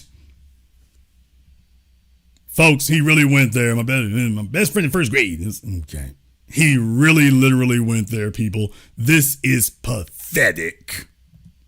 Not a racist family, so. Okay, so when you told the story, I'm just curious. So when you told that anecdote, which clearly on the face of it is racist, right? You're basically saying your father made racist decisions about where you would go as a family to eat. Are you saying, well, I'm just going to ask you a question. Are you saying that when you told that story, you didn't mean to infer that he was racist? And do you understand why when somebody like me reads that anecdote for the first time, as I did this week, I reach a different conclusion? Well, I understand what you're doing, which is a sort of making of a murderer. How did he become racist? Well, his father didn't eat an Olive Garden because he said that's not real Italian food. Hang on, can I? What's with the interruptions? Can I explain? I'm literally reminding you of something you said on your show, which led me to conclude a certain thing. If I'm wrong, tell me. Yeah, it was said in jest as a humorous anecdote, and now you're trying to spin it into a narrative, which is his parents. Yeah, white supremacy is always a joke. Now, when black people fight back against white supremacy, all of a sudden that's no laughing matter. But if you offend white folk in Nick Fuentes' white supremacist world, well, that's never funny. But everything they do, all their acts of white supremacy and violence, it's always a joke. It's a joke. Ha ha. Parents are racist. He comes from a long line of racists. And I think everybody knows my parents are boomers. Mm-hmm. And these people you're a boomer, I guess, too, in a way, 60. right? You were born in 60. 19? Yeah. So you're a boomer also. Or maybe you're a Gen Xer. I suppose it's sort of on the cusp. But it's a humorous anecdote. These are kind of the attitudes of baby boomers in society, but you're trying to spin it into a narrative, which is you're a product of your environment. Your dad's racist because of this joke. Now you're a racist. And I don't think that's a fair characterization. Okay. People can make their own minds up. They can go back and listen to you say it. I mean, the beauty of what I'm going to talk to you about in this interview is that almost all of it is just going to be reminding you what you have said and asking you what you meant. Your position about that story is that it was a joke, okay? I want to come to something else you said. This is where you talk about Jews, women, and blacks. Let's just take a listen. They're always coming up with, no, it's not the Jews. No, it's not women. No, it's not blacks. It's actually really complicated. No, it fucking isn't at all. Jews are running society. Women need to shut the fuck up. Blacks need to be imprisoned for the most part. And we would live in paradise. It's that simple. Okay. Would you like to clarify what you meant there? That's all true. That's 100% true. Everything I said in that clip is true. Including that blacks need to be imprisoned for the most part. Yeah. Yes. But all of them? No, for the most part. What does the most part mean? What percentage of American blacks would you like to see in prison? Whatever the percentages of the murderers. I think it's 1 in 20 black men will commit a murder in their lifetime. So maybe. People, white supremacists will never be accused of being intelligent unless you yourself are the dumbest person in the room. 1 in 20. People, 1/20th. That's 5%. People, 1/20th. Pierce is about to correct him here. And of course, white supremacists have these tropes.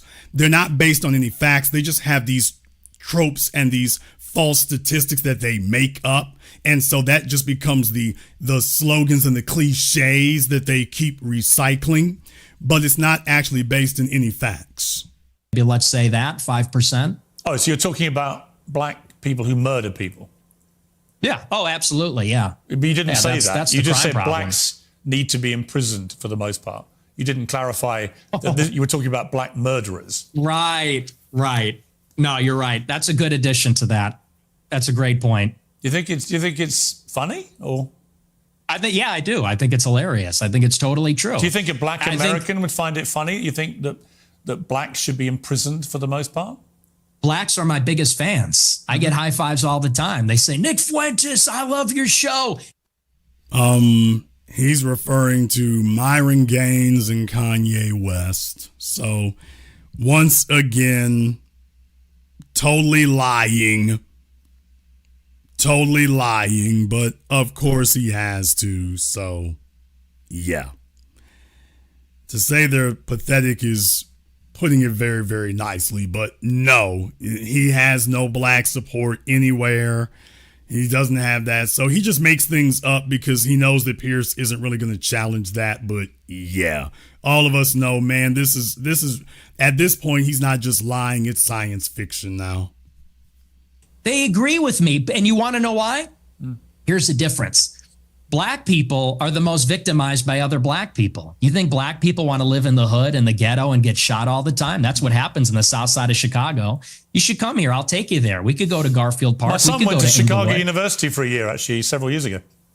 Yeah, that's a bubble. That's a bubble. You think you're in Chicago and Hyde Park? You don't know Chicago. Go a little bit west. See what it's like over there. And I'll tell you, black people agree with me because they're tired of it too. And maybe not most of them, but a lot of them agree with what I say about that because they know how it is. That's why the first thing they do when they make a little bit of money is they go and leave to another neighborhood. Okay, so what was... Okay, well, he's talking about old Barrister from Northside Tether. What? So if he's talking about in Chicago, Barrister, the Northside Tether, he'll be sitting there. I agree with you, Nick. I really, really do. You show me right. But other than that, no. And everybody, we all know he's lying, but Piers doesn't have the ability really to push back against that. Just remind me again, the percentage of black men who commit murder in America. What was the percentage you gave me? It's 1 in 20. 1 in 20. It's 1 in 100. No, it's 1 in 20. No. Less than 1 in 100 black US men commit murder. That's the most up-to-date crime statistics in America. That's not true. I've seen other statistics. They say 1 in 20 will eventually commit a murder. So your rate means that you're saying that 5 times as many black men commit murder as the official crime statistics say. Yeah, there's a report, I believe, on X by Data Hazard. I'll have to go and double check that for you. But yes, there's some pretty shocking evidence that says that. Yeah, white supremacists make things up. Okay, folks, let me go ahead and knock this down real quick for those of you who are on the slow bus or you don't do good with mathematics because it's very simple. Yeah, the renowned statistician Data Hazard, for Piers to not laugh him out of the room for that is malfeasance on his part. People, there are roughly 25 million black males in America, total 25 million. From the black male population, if you have 25 million, well, at that point right there, you're talking 25 million, 2% of that, 2.5, half of that, 1.2. I mean, 1.2 million. 1.2 million. The total number of black inmates in state and federal prison is like 400,000. Total black inmates in federal prison is 400,000. That's not counting murders. That's all. ALL. Every single black inmate in America, you've got like 400 to 450,000, depending on what year we're looking at. That's the total black male prison population in America. Not just the murderers. The murderers are far less. So I'm just letting you know, by the way, no, there's no way that can be 5%. That's it's mathematically impossible. White supremacists just make things up and they're so accustomed to I'm white and I say so. And no one's supposed to question that because I'm white and I say so. That's literally where we are, folks. We're literally there. And he just makes it up and tells you. There's a guy on Twitter who said it's 5% of the population, and he's not laughed off of Pierce's show. There's a guy on Twitter named Data Hazard. He says that, well, dude, let's do the math. All you have to do, Piers could have done just what I just did right now. You can Google the total black prison population and then the black male population, period. It very easy, very simple. It doesn't make it anywhere down the road of credibility. It makes it nowhere. So if they had had a more aggressive host, he would have made a complete ass of him just on that one alone. This is absolute. The other thing is for Nick to sit up here and keep drilling on it. Look, this is what happens when your weird little disaffected incel kid is allowed white privilege to get on the internet. It's not about reality, folks. Remember, it's about dominance. Dr. John Henry Clark told us that they will promote something its use as long as it's useful, even if it's a lie. They all know it's a lie, but this is going to be the slogan that we use. Yeah, we know it's false, but that's not the point. The point is, this is another way of us saying that we're supposed to have dominance. So who cares if we're lying? Who cares if we're making it up? Just say it anyway. Just say it anyway. Because he's gambling that Pierce wasn't going to do what I just did, which he didn't do. Which they would not do. But by the way, you can very simply and very quickly through mathematics go ahead and find out what 5% of the black population actually is. That's a black male population. That's 1.5 million males. So it's like, dude, the total prison population for black folk is 450,000. How did you get there? How did you get to 1.5 million? How'd you get there? Tell us what white supremacist fairy tale lie myth you all have made up there that got you there, dude. So I want you all to know that if this was the guy you were so afraid of, this is the guy you were so worried about, this is the guy they were so scared of, you think that this clown is ever gonna run anything? There's a reason that he sticks to talking to white supremacist shills like Tucker Carlson and Steven Crowder and the usual internet suspects. He can't go onto a real program. He can't go on to CNN. He can't go on to ABC, CBS. He can't go there. They'll just bring up the statistics and that'll be it. He knows he can't go there. He doesn't want to end up there. Not really. So I need you all to understand,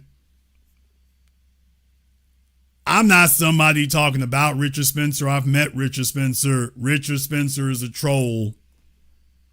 This is who these guys are. Richard Spencer is a troll. Tim Pool is a troll. Nick Fuentes is a troll. That's all they really have to offer. That's all they're really doing. These are internet trolls who are basically having a intergalactic ego trip, but they're just trolls, people. They're just trolls.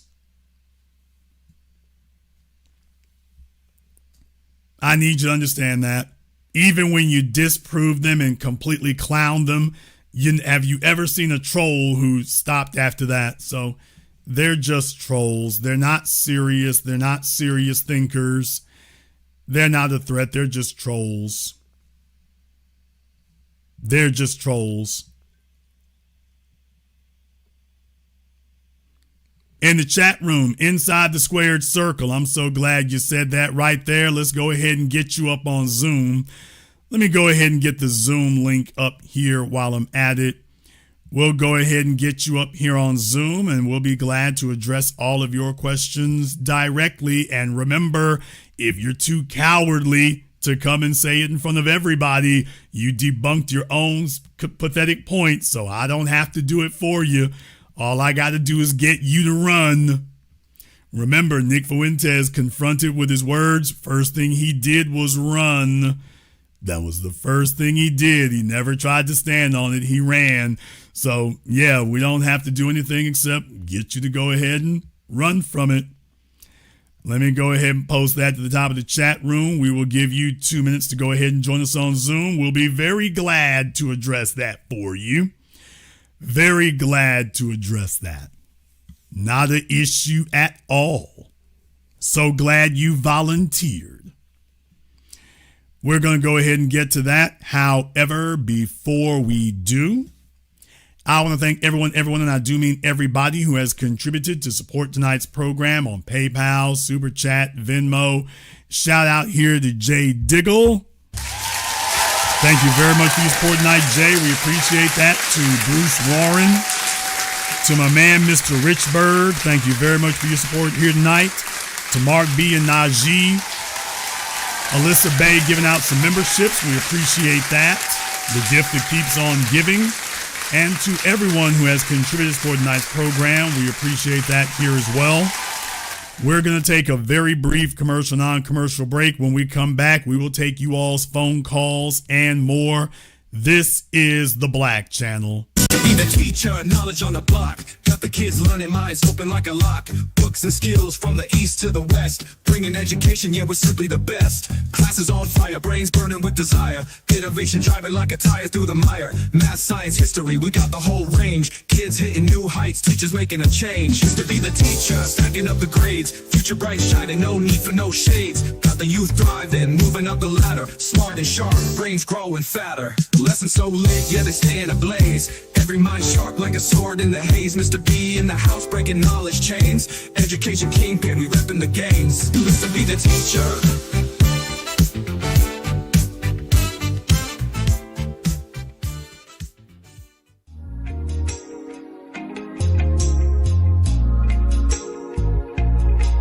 Order yours today to experience all the benefits of Ash Kickin' Body Butter.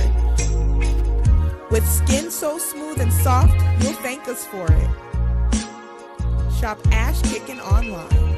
That's ASHKICKIN.com.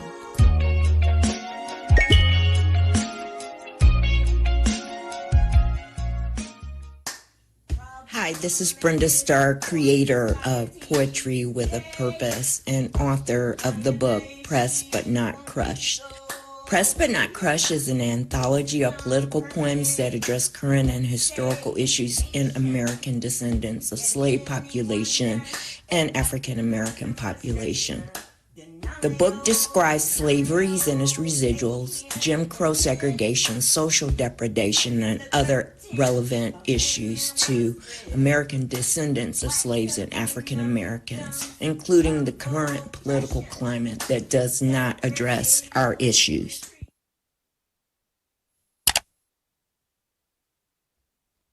This is the Black Channel. I am your host, your brother, your humble servant, the Black Authority. Very glad to be with you all here this evening. And man, oh man, the white supremacists are in a tizzy. They created this little internet troll. They boosted him when he had been cast out and exiled. They came back around and thought they were going to do something super slick. I warned everybody that they thought they were going to re-legitimize Nick Fuentes. They all thought they were going to re-legitimize him. Oh, they found the perfect tool. We're going to re-legitimize him. And I warned everyone that's not going to turn out well.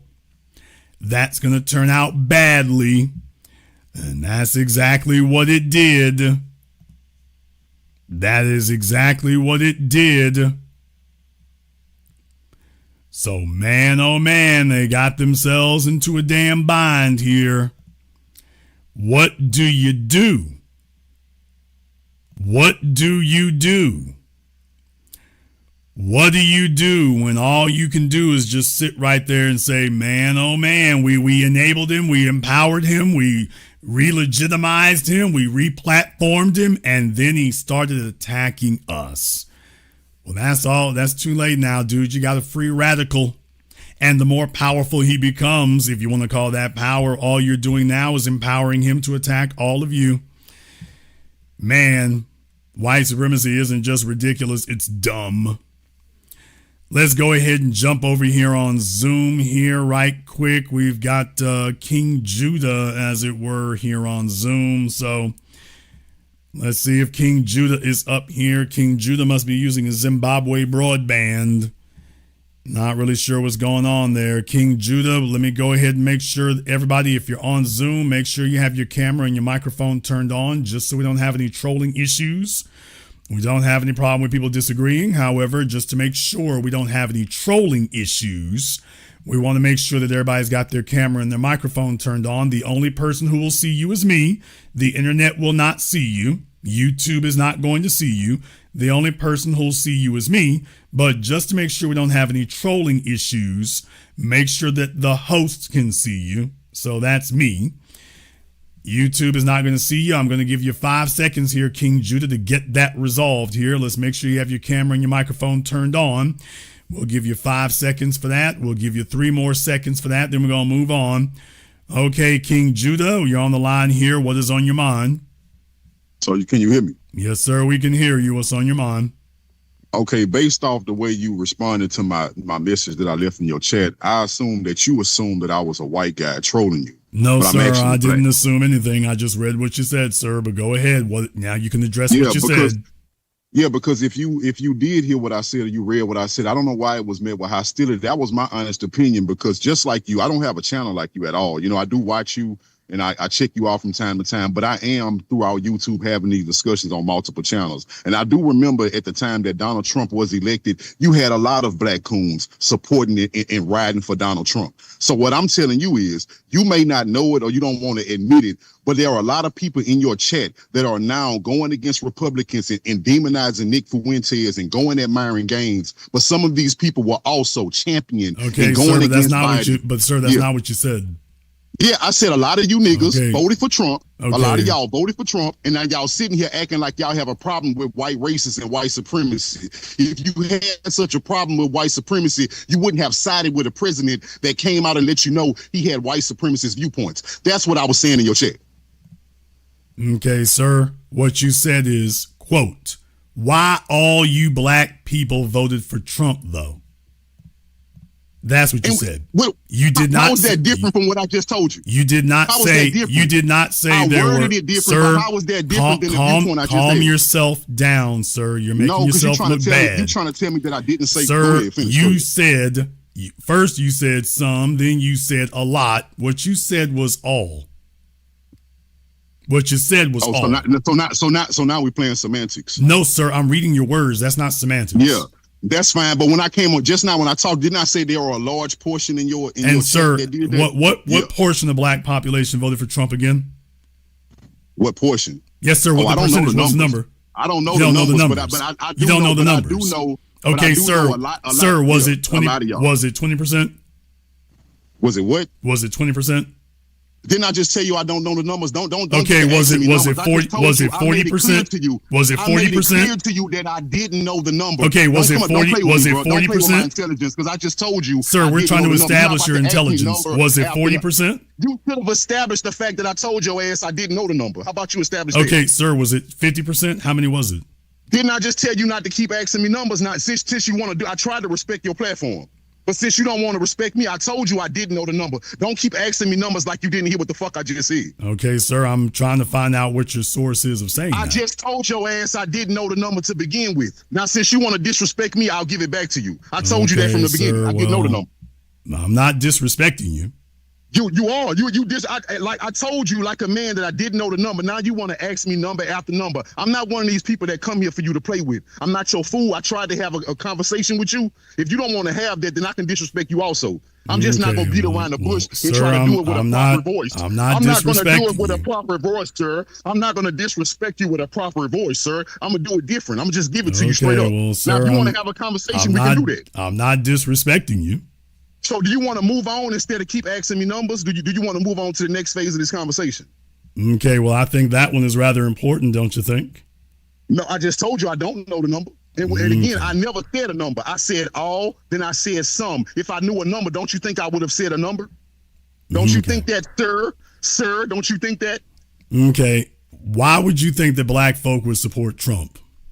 Because I mean, I had these conversations. Like I told you, I've been on multiple platforms, not yours specifically, but similar platforms that deal with this type of topics. I've seen these guys. I've argued with these guys, and just like you trying to disrespect me subtly, I've dealt with the same disrespect from these black Republicans that champion Donald Trump. Well, Nick Fuentes doesn't rely on facts either, and clearly you don't. So you sound like more of a Nick Fuentes type personality than anybody else. I've never sided with a white supremacist in my life. Not Trump. Well, not you're Fuentes, both equally ignorant of math and numbers. So I never told you I knew a number.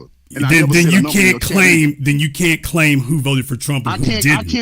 I can't claim that black people didn't support Donald Trump. You saying I can't? If you can't tell us how many did, then no, you're an idiot and a liar, or both. No, you're the idiot if you think that black people didn't support Donald Trump. You an how? Idiot if you then think tell us how many did, or you're lying. Tell me how many didn't. Tell us how many did. How many? How do you substantiate? Tell us your proof. Show us your proof of the numbers. No, Mr. Genius. No, prove your numbers. You're saying that no black people voted for him. You tell me how you can. You're the one claiming that lie. Prove it. Prove the numbers. You were telling a lie. You trying to tell me that no black people voted for okay, Donald Trump. Prove your number. Where's your proof? You are a fucking liar. Where's your proof? Integrity. You are a motherfucking liar. You sit up here and just told me that because I don't have numbers, I can't prove. Y'all, when these single mother hood rats raise these overgrown mama's boys, this is what happens right here. You know, when you never met your dad, and when you and your sister and your brothers all got to sleep in the same bed, this is basically the type of emotionality that you end up with here. This is basically what you get. I hope that all of you meet your parents, or meet most of them at the very least. That would be very, very helpful if you can do that. You know, when you're raised with a bunch of fat, sassy females, this is how you end up right here. You end up here is what happens. It's, you know, it's just when your mama gets run in and out the house, and then y'all vote for Trump, then that's what y'all do. Y'all voting for Trump. Y'all need to be voting for Trump. So no facts required. It's like arguing with a broad. You know, they brought no math. There's no fact. Just believe me, bro. You believe me. I said it. This is what you end up with. So, you know, like when they get fired from the job, how y'all know I was stealing from the vending machine? How y'all know I was doing that? And it becomes that. So this is what you end up with. Did they vote for Donald Trump or not? Where's your proof of the numbers? Did they vote for Donald Trump or not? Prove your numbers. Did they vote for Donald Trump or not? Prove your numbers. Can you prove they didn't vote for Donald Trump? Because you told me I was lying. I've got the numbers. Where's yours? You just said they didn't. You said where's the proof of your numbers? Prove your numbers. Show the 0% of black people that didn't vote for tell us what your number is, and I'll just prove it. Show the 0%. No, nigga, you told me you had the number, so show the proof that 0% of people voted for Donald Trump. Sir, you're claiming anybody did. What's your number? I claim that black people voted for him. You said how many? How many? Show the 0%. How many? You said they didn't. No, motherfucker, you said they didn't vote for him. Don't change it up now. There you said go. Nobody voted for him. Okay. Yeah, there you go. Here's what I want you to do. I want you to call your dad. If you can't find him, do a DNA search. Get the 23andMe people or Ancestry.com. They'll help you. I want you to find your father, and I want you to tell him that you really do resent the fact that he didn't walk you to school when you were in kindergarten. I want you to tell your mom that you are still mentally scarred by all them dudes she had running in and out the house. You are not over that yet. You're still very, very much upset about it. And you call yourself King Judah, which is just King Booty. And it's one of those things. Oh, and tell your baby mama that you are very hostile about the child support. The child support has you very upset. You just wish that between your dad and your baby mama they got you stressed out, and he's very, very unhappy, and he doesn't know what to do at this point. The lottery numbers don't hit. He's one of them fellas in front of the Arab liquor store. The lottery numbers, the scratch off numbers don't work. The lottery numbers ain't hit. He can't get edged up properly. Nothing's working for him. That 1997 Suzuki is not, he can't get the engine to work. So this is basically what it is. I can get you some soap on a rope. I can do that for you. Can you just provide the number? Get off my phone!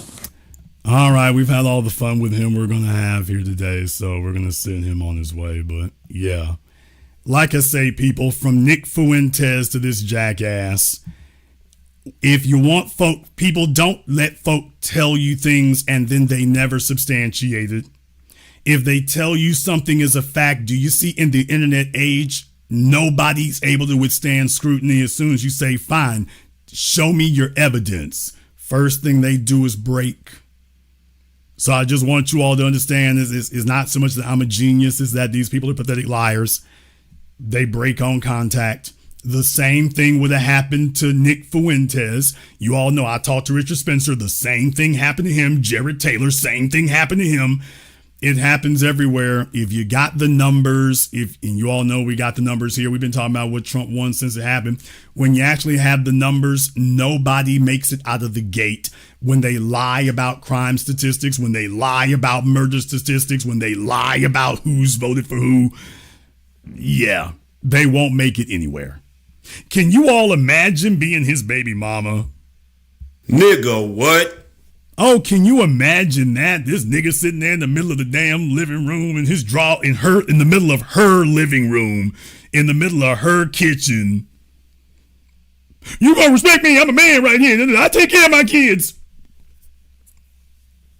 Nigga, you're a part-time driver for Uber. That's the problem right there. Y'all women don't respect us right there. How many men take care of their kids? No. You tell me how many men take care of their kids. How many men take care of their kids? No. You tell me how many men take care of their... Can you imagine? Can you imagine that? Like he's like a big sassy broad with a beard, you know. This is what happens when nothing but a bunch of sassy chicks raise boys. I don't need no numbers. I don't need no math. You tell me what it is. Because you can't count.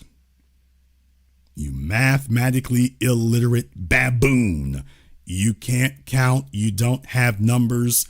You don't even know what numbers are. You don't have it. He didn't want this to get into a conversation about math because...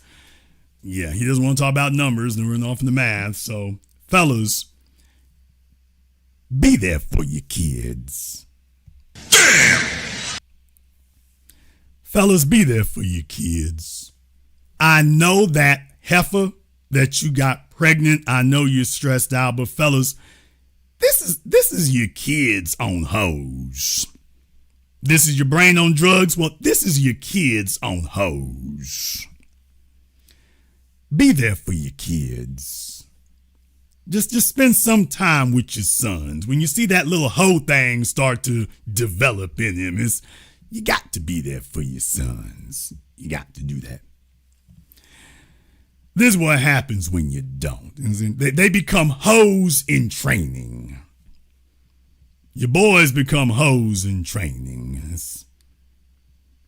A mind is a terrible damn thing to waste. Okay, got Nico up here on Zoom. At least I don't see Nico. So, Nico, I'll give you 5 seconds to be front and center. Then I got to move on, Nico. I can give you 3 more seconds to be front and center here, Nico. I don't know what you're doing. If you're about to bust out with your OnlyFans, we're not buying. So, you want to do that. So, Nico, you can't be on if I can't see you. YouTube is not going to see you, but as the host, just to make sure we don't have any trolling. The last caller was trolling. You're not.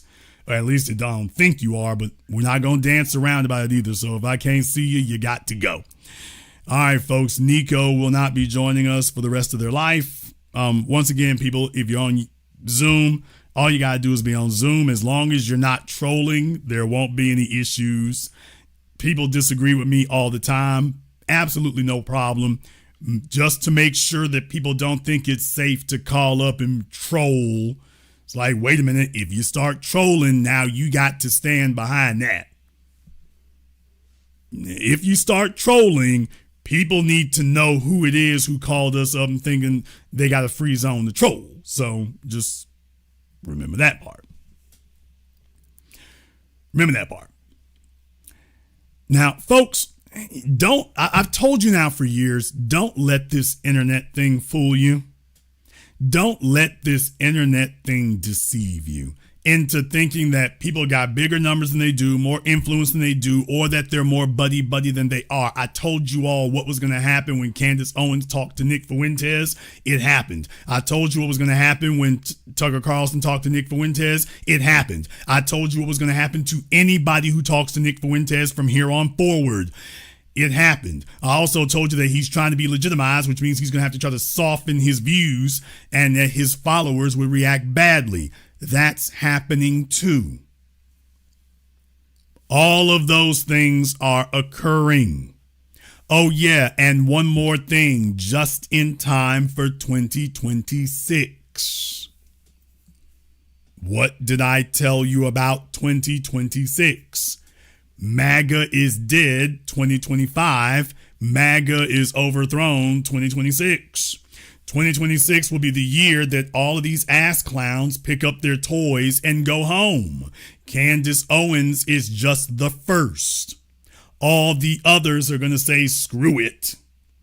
Everybody's going to get upset and they're going to pick up their toys and go home in 2026. Everybody is going to claim they were never a part of MAGA next year. Next year, you're going to have all these folks saying that they were never a part of it. The people who were the biggest cheerleaders and biggest backers, this time next year, they'll be telling y'all that they were never a part of it. They'll be saying, I told you MAGA was dead. I ain't have nothing to do with it. I didn't really rock with them like that. Mark my words. Mark my words. All right, let me go ahead and jump back over here on Zoom again right quick. Let me go ahead and jump over here on Zoom again right quick. We got Blanco up here on Zoom. All right, Blanco, what's on your mind? What is up, Jason? Great broadcast. And I know probably tomorrow is going to be a great broadcast too, but you can only do the one every weekend. When you were saying that it's only up until they start talking about black conspiracy theories, or that that there's an anti-black racism rhetoric in this country, that's when suddenly conspiracy theories with Ian Carroll and Nick Fuentes suddenly stop. Are we at all surprised by this? Like Philando Castile, for example, was, and we saw on the cop the dash cam footage, we saw that, like, hey, do you own a gun? Yeah, I own a gun. It's in the car. And the cops started dumping him. We saw Breonna Taylor. Not to keep on reminding everyone of these names, but is there any kind of plot going on against black people, or is it just, man, coincidence upon coincidence? They just keep on getting murdered. Yeah, like I say, I mean, in white supremacist society, look, they're used to having control of the media, and not just the control of the media, control of the national narrative. They are used to the conversation being framed on their terms. If they tell you that Walter Scott getting shot in the back 6 times, well, the video doesn't show you everything. They are used to telling you this is what is reality. What is real is whatever we tell you is real. And it will always come back to, we have dominance. They are not used to a world where folks throw facts back in their faces and debunk it. They're not used to that. Right now, the worst thing that could happen to them is exposure. Just like power was the worst thing that happened to them last year, giving them all power. I told you all they were going to be at each other's throats before the year was over. I said it before the election, during the election, after the election, that this is the best thing possible because they will be at each other's throats before 2025 is over. We didn't make it to the summer. Hell, we didn't make it to the spring before Elon and Trump were at each other's throats. We didn't make it to the spring. I was never worried. I was never concerned. I was never wringing my hands. I'm not now. I'm telling you what's going to happen. However, keep in mind that wasn't what they thought. The white supremacists really did believe they really want what they're doing is they're ending up with a sum first. So let's just say 2 + 2 = 4. They're coming up with the number 4. They're running around furiously swinging the number 4 in the air. What they're not doing is saying what plus what will equal 4. Every time we turn around, 2 + 7, 9 + 1, 8 + 5.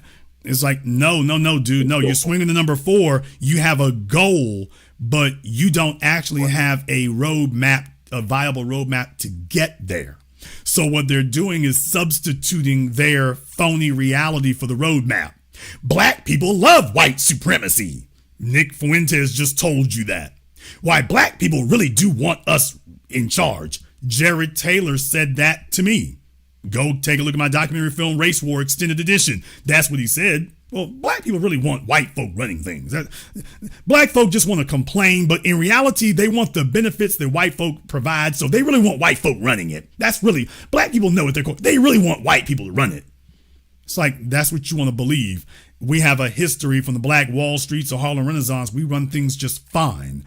But if you're going to have white supremacy in a world where you don't have chattel slavery, all you have left is psychological masturbation. Well, black people really, this is what black people really think. They just don't want to say it. It's like, that's nonsense. But how else do you rationalize it to yourself? How else do you tell yourself that it's really viable? All these black folk out here, they really just want us to run things. They really love white supremacy. They love Donald Trump being blunt. Black people know that they're screwed up and messed up, and this is the way to go. That's the only way you can keep that going, because if you thought about it for half a second, you realize, wait a minute, this doesn't make any sense. This does not make any sense. Nobody agrees with this. This is not real. Okay, but they can't.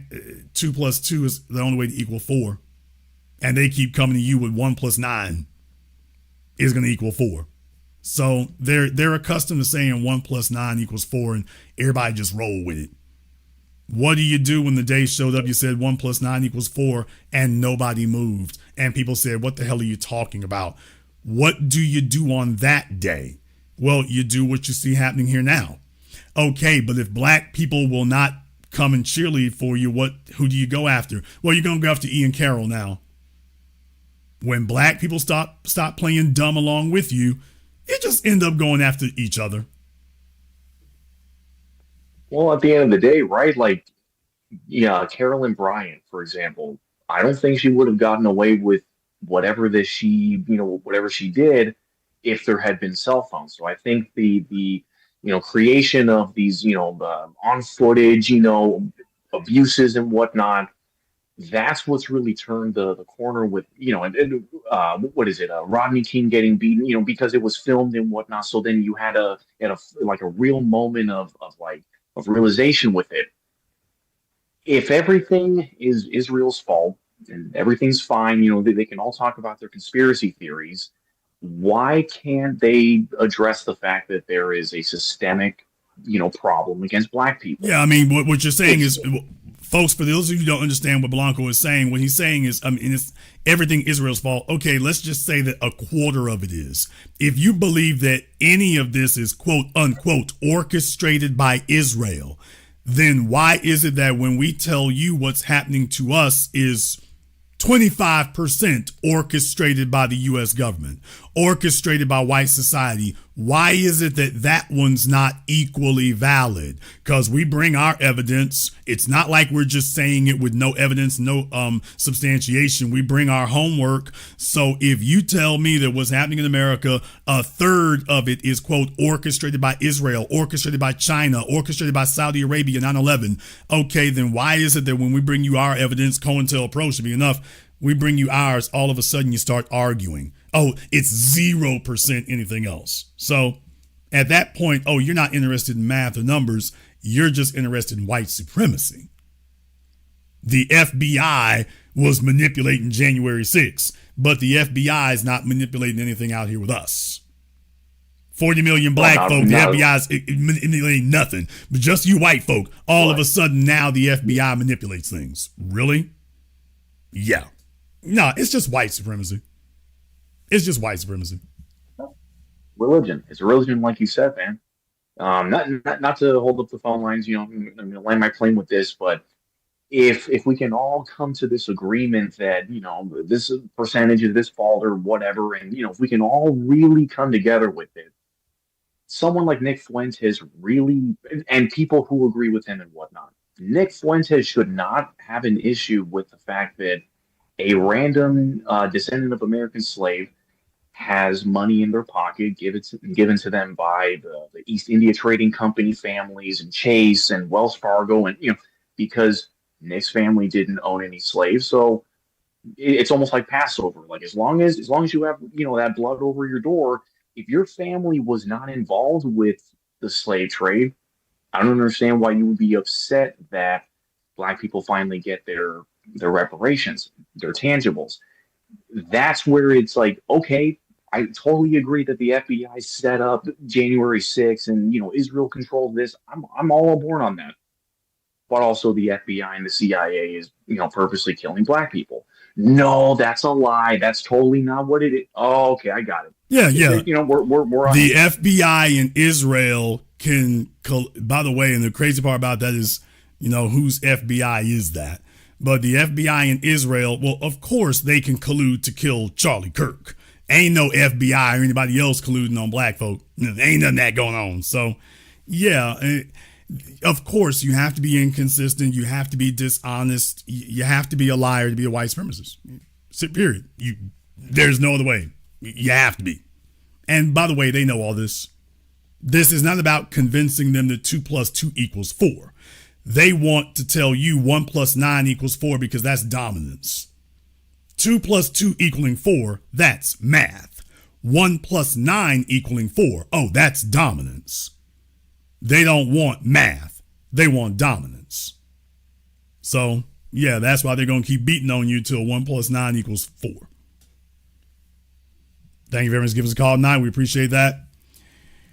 So just understand what you're dealing with, people. It's not a matter that they can't count. It's not a matter that they don't know. Nick Fuentes making up phony statistics. All the white supremacists make up phony statistics. They have to, because they need some sort of argument to rally around. The argument doesn't have to be real. The argument doesn't have to be real. It just has to be heinous, but it's not required to be real. They have black folk running around in circles thinking it's about debunking math. That's why I was like, okay, I went straight to the numbers there. And Nick was like, now you have to explain why this isn't math related. Tell everybody what your real motivation is. Remember, when I talked to Richard Spencer, I was able to cut through all the bull jive immediately. When I shut that down, he said, oh, I don't believe in fairness. Then I said, wait a minute. What if if you believe in meritocracy and the smartest programmers come from India and the smartest students come from Asia, then shouldn't the Indians and the Asians be running things? And he said, oh, absolutely not. That it doesn't matter if they're the smartest and the most qualified and the most capable. This belongs to us, and this is about power, and we're not going to hand over power. Oh. Okay, so it's not about if 2 + 2 = 4. And the so-called model minorities don't get it. Oh, it's not about that. Yeah. So you're not trying to convince them that 2 + 2 = 4. They know that. They're trying to convince you that whatever they say, that's what it is. It is whatever they say it is. Now, that's the thing you got to be aware of. You got to be aware of that. You got to be aware of that.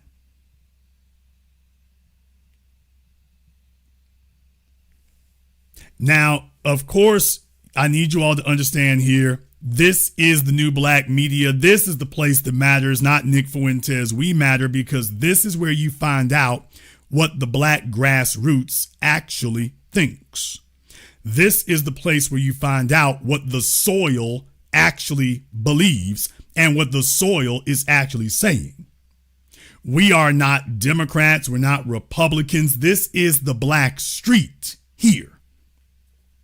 So, of course, there are a couple of suspected white supremacists in the room. They're very, very unhappy. You know what the root of powerlessness is, fellas? The root of powerlessness is trolling. Just understand that might make you feel good in the moment, but by the way, you're exposing how powerless you are. There's a reason why I never had to worry, and I'm just letting everybody else know. Don't be annoyed. They're just powerless. You troll when you're powerless. You troll when you're losing. And you're losing. Nap Sam needs to give us a call up on Zoom. So we can go ahead and ban Aram. Nap Sam needs to give us a call up on Zoom. We'll go ahead and get you up here as well. But by the way, I know it's a rough ride, man. It is a rough ride. It's not going so great. It's not going so well. Somebody needs to step in here and change the dynamic. It's not happening. You put your chips on Nick Fuentes. You can already see, oh, hell, he's not qualified to carry anything. All he can do is preach to the converted, and you've already maxed out on those. So there isn't really anybody new to go to. Nick, and he galvanized the base. He didn't galvanize anything. Dave Chappelle told you Twitter is not a real place. Folks, getting 10,000 people to watch you on Rumble, that's cute. That's not an electorate. That's a viewership. Powerlessness is when you start confusing a viewership with an electorate. Powerlessness and stupidity is when you start confusing a viewership with an electorate. You start thinking your viewer numbers are representative of the electorate. And that's not the way that works. Yeah, you can say that because the media will repeat it and stuff. Ooh, it might be true. It's not true. Never been true. Not on its way to being true now. The internet is a place where hyperbole makes money. Hyperbole gets numbers. Hyperbole makes money. But hyperbole doesn't win wars. And hyperbole doesn't win hearts and minds. It doesn't work that way. Preaching to the choir doesn't help. There's a reason why when somebody says something that disagrees with me, I immediately make sure that they have to call in and speak. We want the people to hear and compare these two ideas and tell us whether or not they stand up. Direct comparison is how you defeat these things. Piers Morgan didn't come prepared for certain things because it would have been a grand slam out of the park within the first 5 minutes if he had come prepared in that regard. He didn't do that, so the rest was inevitable. But when you're actually prepared, people, it crumbles. It crumbles on contact. These folks online are dependent that you didn't bring that. Charlie Kirk went to universities when he attempted to debate actual learned college students or worse, faculty. It was terrible. Those are the ones that he didn't post. The new enrollees, the college rookies, the college freshmen, that's what he posted on YouTube. The actual students at Oxford, he didn't post any of that. They had to post their own because they mopped the floor with his ass. They mopped the floor with his ass. It went terrible for him. So don't look at the clips he posted. Look at the ones he refused to post. Why didn't he post about Oxford? It went terrible. It didn't go bad. Y'all can see on YouTube, it went terrible. Yeah, if it's not a bunch of college freshmen, he can't make it anywhere. Same thing with Fuentes. If you're not a fellow white supremacist, the interview will go awful. It'll go awful. If your only argument is nigger, nigger, nigger, okay, well, yeah, that's gone. But the biggest fools in the room are the clowns who attempted to rehabilitate him and replatform him, and it has been delectable watching them turn on each other. The snake that they fed and clothed and groomed, and to watch him grow back up, they nursed Nick back to health, and then he turned around and bit them all. And that's the way things are supposed to be. So, folks, keep the faith, stay consistent, don't get wobbly. You have reached the definitive black media. We come back every week to show us, by the way, how is it that we keep calling it and calling it and calling it, and it turns out exactly the way we said? Well, yeah, because we have our finger firmly on the pulse. It was good for them to try to resurrect Nick Fuentes because he's a loose cannon who actually hates all of them. And they thought they were going to use him, and Nick is so eaten alive with bitterness and anger that at this point, the only thing he wants to do is destroy everybody else. So go ahead and empower him just so long as you keep him over there on your side and he can't come over here on ours. The only people he can harm is you. And that's exactly what he's done. It looks real damn bad that you spent all this time inflating him, Ian, just for him to turn around and clown you. Now you're going to have to go to work to undermine him. Ain't that a blip? I'll be damned. Folks, you think I want the white supremacists to get quiet? I've been telling you for years, dude, I want my white supremacists in the open. I want them in the open. I want them flying their banners openly. I want them declaring their causes openly. I want to give them the biggest microphone. I want to give them power. You want to give them that. And Jason, you wrong. You stupid. Look what they gonna do to us. That's nothing compared to what they will do to each other. Nothing compared to what they'll do to each other. And that's exactly the way it went. And oh yeah, one more thing. It's not over yet. What? By the way, one more thing, folks. It's not over yet. Oh, they're not done yet. You think it's bad now? Wait till you get to 2026. 2026 is when they start taking L's. I mean, they done took a few now. You got a Democrat who won as mayor of Miami. They done took a few L's now, but next year, that's when the L's start falling like rain. It's going to be nothing but finger pointing. Everybody's going to be pointing the finger. Everybody's going to be blame shifting. Everybody's going to be scapegoating. You think it's bad now? Wait till it gets to next year when they start getting receipts, when they start getting ballots, when they start getting votes. They were telling all of you that the world was MAGA and the world hated woke and this, that, and the other. Next year, they'll be back to screaming and crying that woke has won. Next year, they will be back complaining and crying and talking about social justice and woke has won.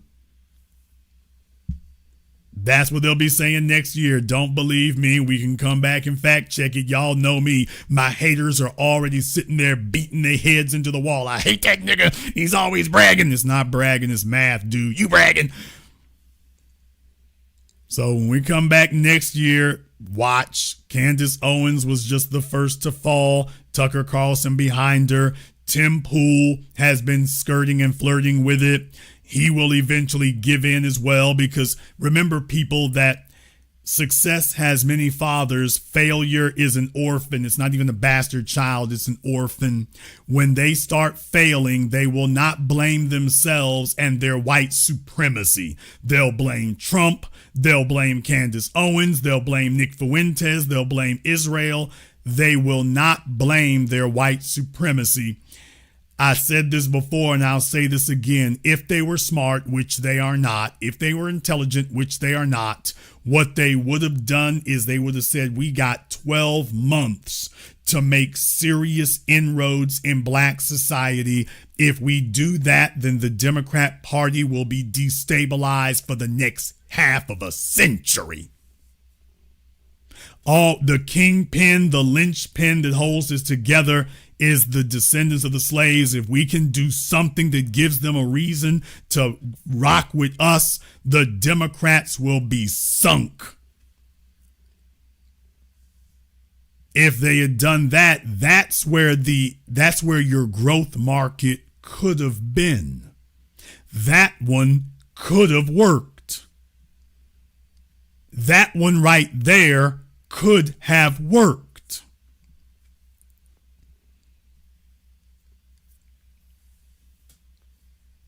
If they had been intelligent and they had made a full court press to approach us on as many levels, to engage us on as many levels, that one could have worked. If they came to us with tangibles the way they do to Asians, Jews, Latinos, if they had come to us with tangibles, that one could have worked out big time. That could have worked big time. You can keep Nick Fuentes. You can keep Nick around just so long as he's not running anything. Yeah, you could have kept Nick Fuentes. Break off them tangibles. And have a real conversation about how we're going to fix this. That would have changed everything. The Republican Party wasted the last 12 months telling themselves that black people love white supremacy. That's why Trump got elected. Black folk love white supremacy. Black people don't think there's a racism problem. Janine Pirro, I played her saying that garbage. Black folk, they understand that there ain't no real racism. Okay. It's like, dude, you're talking crazy. So the only thing that would have helped, they didn't want to do. And now, 12 months later, that's it. It's falling apart. It's falling apart. And this time next year, just understand, Nick Fuentes is already saying MAGA's dead. He said it after me. So, okay. Him, Candace Owens, everybody is going to be out there trying to smash and grab everything they can get for themselves. They're going to try to grab everything that they can get for themselves. They're going to try to carve out their own little safe spaces for just them. Just them. But the MAGA tent is on fire. And next year, everybody, including the politicians, will declare it dead. I already told you it was dead this year. Nick and Candace followed me. Next year, the rest of them will. Next year is when the politicians on the Republican side start saying it. That's when they start saying it.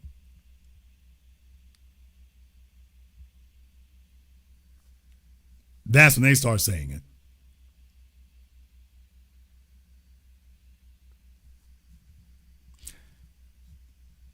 In the chat room here, I'm going to give Drew, I was about to wrap things up here, but Drew Post, let me go ahead and see if we can get Drew Post up here on Zoom. I'm very glad that you asked that question, sir.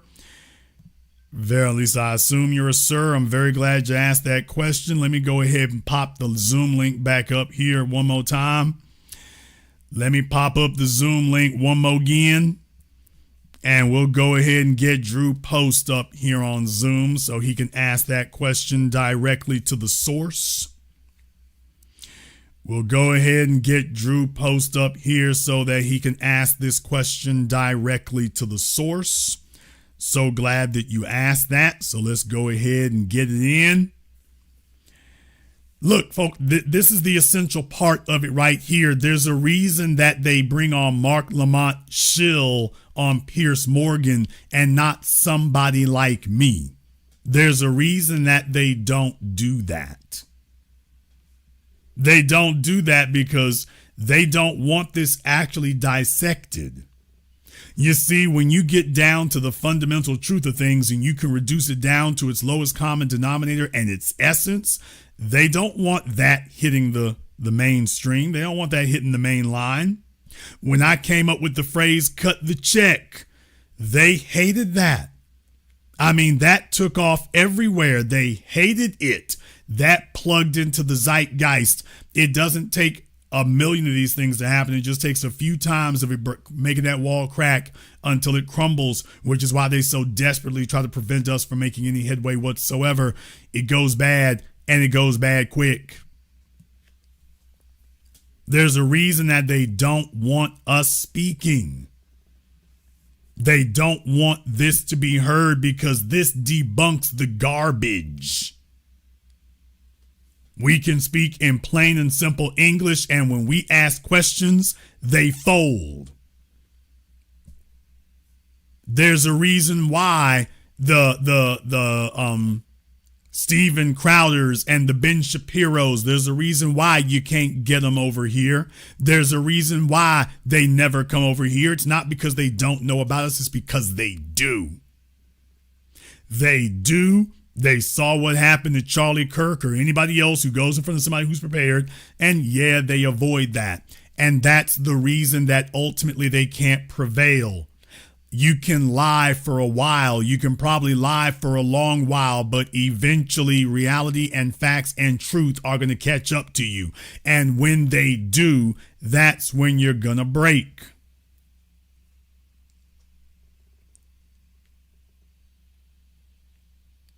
That's when they're going to break. They don't want it to be caught in front of everybody that they got decapitated. They don't want that one. Stuff goes viral, and at that point, your entire credibility is shot. They don't want that happening. In the chat room, Lopsy80. Let's go ahead and get Lopsy80 up on Zoom. You got 2 minutes to be on Zoom, Lopsy. Let's get Lopsy80 up here on Zoom. You got 2 minutes to be on Zoom, Lopsy. So glad you asked that. It's not the first time Lopsy is a newcomer, but let's go ahead and get Lopsy up here. And remember, if you don't stand up to defend yourself, if you don't defend your post, you're the one who destroyed it. You had every opportunity to prove me wrong. You had your chance to do it. If you refused to do it and you ran, if we made you run, just remember it was you who debunked yourself. If we're really that weak, then you should have no problem being able to call up within 5 minutes. You should be able to dismantle it. Shouldn't take you any amount of time to do it. If you got facts and reality on your side, it shouldn't take you any amount of time to do it. You should be able to dismantle it very quickly and very easily and very efficiently. That's what I do. Doesn't take me 30 minutes. Give me 60 seconds and that's it. I'll show you. I'll give you all the dismantled parts right here. You can put them up on AutoZone and sell them. Sell them for scrap parts. So, by the way, if what you're saying is accurate or true, then you should be able to very quickly prove it. Shouldn't be a problem. It's a problem for Ben Shapiro and Steven Crowder and Tucker Carlson and Candace Owens and Piers Morgan and Tim Pool and Joe Rogan and, well, Megyn Kelly and all the rest of them. It's a problem for them, but, you know, it shouldn't be a problem for you, though. It shouldn't be a problem, right? Shouldn't be a problem there, right? Shouldn't be an issue. I mean, come on. I don't have to debunk you. Your running debunks you. And at this point, at this stage of the game, y'all shouldn't be running from a damn thing. You need all the damn help you can get. The house is on fire. Trump is irrelevant and doomed. MAGA is burning in flames. The entire white supremacist movement is going down the quagmire. There's full-blown white supremacist civil war. And you jackasses think that you're going to change things by trolling in a chat room. You think you're gonna reverse your fortunes by throwing up a troll zinger. Everything's going to hell in a picnic basket. But don't worry, I'm gonna ask this troll question. There it goes. Send, enter, got him.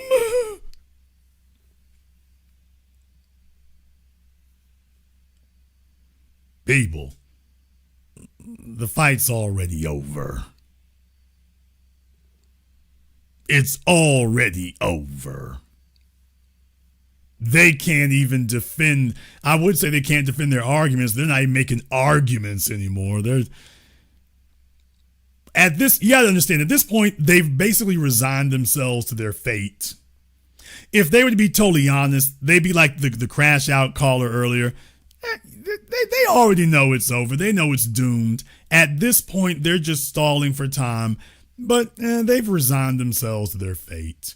They get it. They know it's over. Ain't no resurrection. Ain't no coming back. Boosting Nick Fuentes is just the last desperate gasp of the white supremacist dead enders. And all this late stage white supremacy, all this stage 4 white supremacist cancer, they know it's already over. Just all they're doing now is trying to entertain themselves. Send out Nick to make an ass of himself. Isn't he entertaining? Yeah, he's just not effective. Yeah, it's entertaining to you. It's just not effective. But what are you going to do to fix this thing and turn around? You ain't going to do a damn thing. I'll go trolling. Yeah, that's a plan. There's a stroke of genius if we ever heard it. Great plan there, Copernicus. You're doing awesome. We got real problems, and your contribution is, I control watching.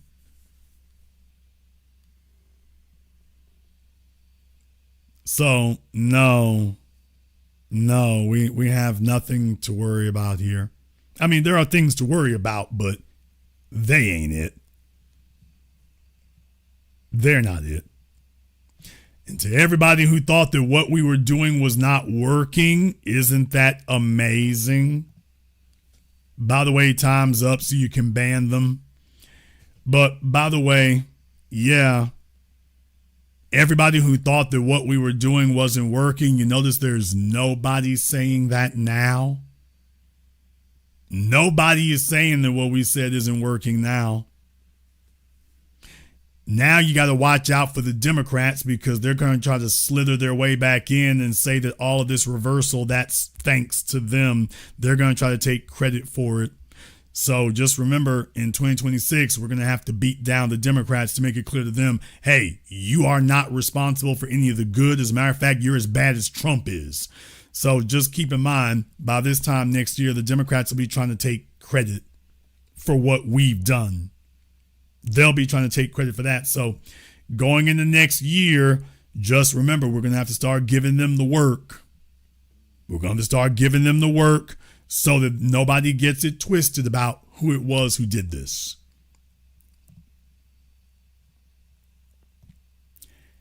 In any case, we're going to go ahead and wrap things up here tonight.